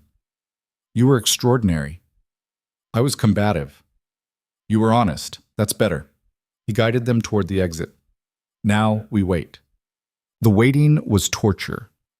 Clara returned to the coast, unable to sit still in London while her fate was being decided by 12 men in a closed room. She threw herself into work, reviewing applications, planning curriculum, helping with construction on the newest dormitory. But every day without word felt like being slowly strangled. On the 5th day, Emma found her in the library. Someone from London is here, the girl said. Official looking. Clara's heart stopped. Show them in. The man who entered was young, efficient, carrying a sealed envelope with Parliament's mark. Miss Clara Whitmore? Yes. This is for you. Requires your signature. Clara signed with shaking hands, took the envelope, and waited until he left before opening it. Catherine appeared in the doorway as Clara was reading. Well? Catherine demanded. Clara read the letter twice, unable to process what it said. They approved us, she whispered. What? Official recognition. They're creating a new category of accredited schools specifically for institutions like ours. We get government funding. Our curriculum becomes a model for other schools. They want us to consult on national education reform. Catherine grabbed the letter, reading it herself. This is everything. This is everything. They stood there in stunned silence. Then Catherine started laughing, wild, disbelieving laughter that turned into tears. Clara found herself crying too, 5 years of fighting and building and surviving crashing over her like a wave. "We did it," Catherine said. "We actually did it." "We did it," Clara repeated, letting herself believe it. The news spread through the school like wildfire. Students celebrated in the hallways. Teachers hugged each other. Davies, who'd been there from the beginning, actually smiled, a rare sight that made everyone stop and stare. By evening, half the village had shown up to congratulate Clara. Mrs. Thornton brought fish pie. Other parents brought bread, cheese, ale. Someone produced a fiddle, and suddenly there was music and dancing in the courtyard where Clara had once stood alone, wondering if she'd survive the isolation. She stood on the steps watching it all, the celebration, the joy, the community that had formed around an idea that London's elite had dismissed as worthless. Emma appeared at her elbow. "You should be down there." "I will, just taking a moment." "To be proud of yourself?" Clara smiled. "Maybe." "Good. You earned it." Emma squeezed her hand. "Thank you for everything." "You did the work, Emma. I just gave you the space." "You gave me more than space. You gave me possibility." The girl looked at the celebration. "Do you know how many girls are down there who wouldn't be here without you? How many lives you've changed?" Clara didn't answer, couldn't. "Hundreds," Emma continued, "and it's going to be thousands. Because of what you built. Because you refused to accept that we didn't matter. You always mattered. You're the first person who made me believe it." Emma released her hand. "Now go celebrate. You've earned it." Clara descended into the celebration, letting herself be pulled into dancing and laughter and the sheer relief of finally being recognized for work that had nearly destroyed her. The party lasted until well past midnight. When everyone had finally gone home, Clara walked back to her office and found Sebastian waiting. "You came," she said, surprised. "Of course I came. I wasn't going to miss this." He held up a bottle. "I brought champagne. Presumptuous, but I was optimistic." Clara laughed. "Open it." They drank champagne from teacups, the only vessels Clara had in her office, and talked about what came next. Expansion plans, curriculum development, training programs for teachers who wanted to replicate their model. The future spread out before them like unexplored territory. "You asked me something," Clara said when the bottle was half empty and her walls had lowered. "In London, before the hearing." Sebastian set down his cup. "I remember." "Ask again." His expression shifted, hope and fear mixing. "Clara Whitmore, would you allow me to court you? Not as apology or obligation, but because I love who you are and want to be part of what you're building?" Clara had spent 5 years proving she didn't need anyone, didn't need approval or partnership or love, but wanting something wasn't the same as needing it. "Yes," she said simply. Sebastian's smile was incandescent. "Yes?" "Yes, but I have conditions." "Name them." "I'm not giving up the school, not slowing down, not becoming some duke's wife who plays at running a charity while you make real decisions. I wouldn't ask you to. I'm going to keep expanding, keep pushing, keep challenging every system that treats people as disposable. I'm counting on it. And if we do this, if we build something together, it's going to be partnership, equal. Not you protecting me or managing me or trying to smooth my rough edges." Sebastian reached across the desk, taking her hand. "I don't want to smooth your rough edges, Clara. I fell in love with them. Your fury, your certainty, your refusal to accept limitations, that's who you are. I want to support that, not change it." Clara studied his face, looking for dishonesty or hidden agendas, found only sincerity and something that looked like wonder. "Then yes," she said again, "court me, partner with me, build with me." He kissed her hand and Clara felt something settle into place that she hadn't known was missing. She didn't need Sebastian, but she wanted him. And after 5 years of doing everything alone, wanting to share her success with someone who understood its cost, felt like a different kind of victory. The expansion happened faster than anyone expected. Within 6 months, they'd opened 2 satellite schools, one in Manchester, one in Birmingham. Within a year, 5 more.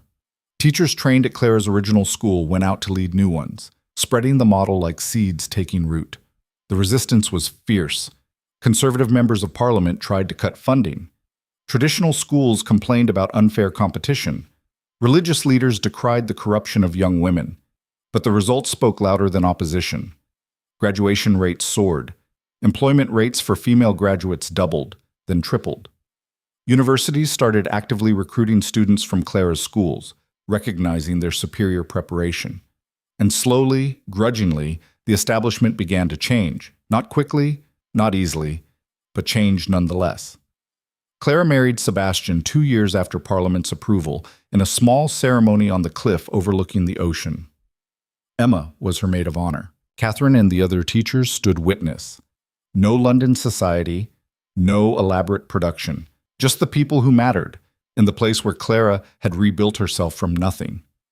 Lady Victoria Ashford attended, bringing Charlotte in a gift, a donation large enough to fund scholarships for 100 students. "Your grandfather would have loved this," Victoria told Clara. "He died wishing he'd supported you sooner." "Then we'll do it in his name," Clara said. "The Ashford Scholarship Fund, for students who show potential but lack resources." Victoria's eyes filled with tears. He would have liked that. The school continued growing. By the 5th year after Parliament's approval, there were 20 schools following Clara's model. By the 10th year, 50. The original school on the cliff became a teacher training center, producing educators who spread across England and beyond. Emma became one of those teachers, eventually taking over the Manchester school and running it with the same fierce dedication Clara had shown. Clara herself spent less time in classrooms and more time in Parliament, on committees, in meetings with officials who wanted to understand how she'd made the impossible routine. She lobbied for expanded funding, for curriculum reform, for teacher training programs that emphasized critical thinking over rote memorization. Sebastian stood beside her through all of it, using his position to open doors while never trying to speak for her. Their partnership became its own kind of education in how power could be shared instead of hoarded.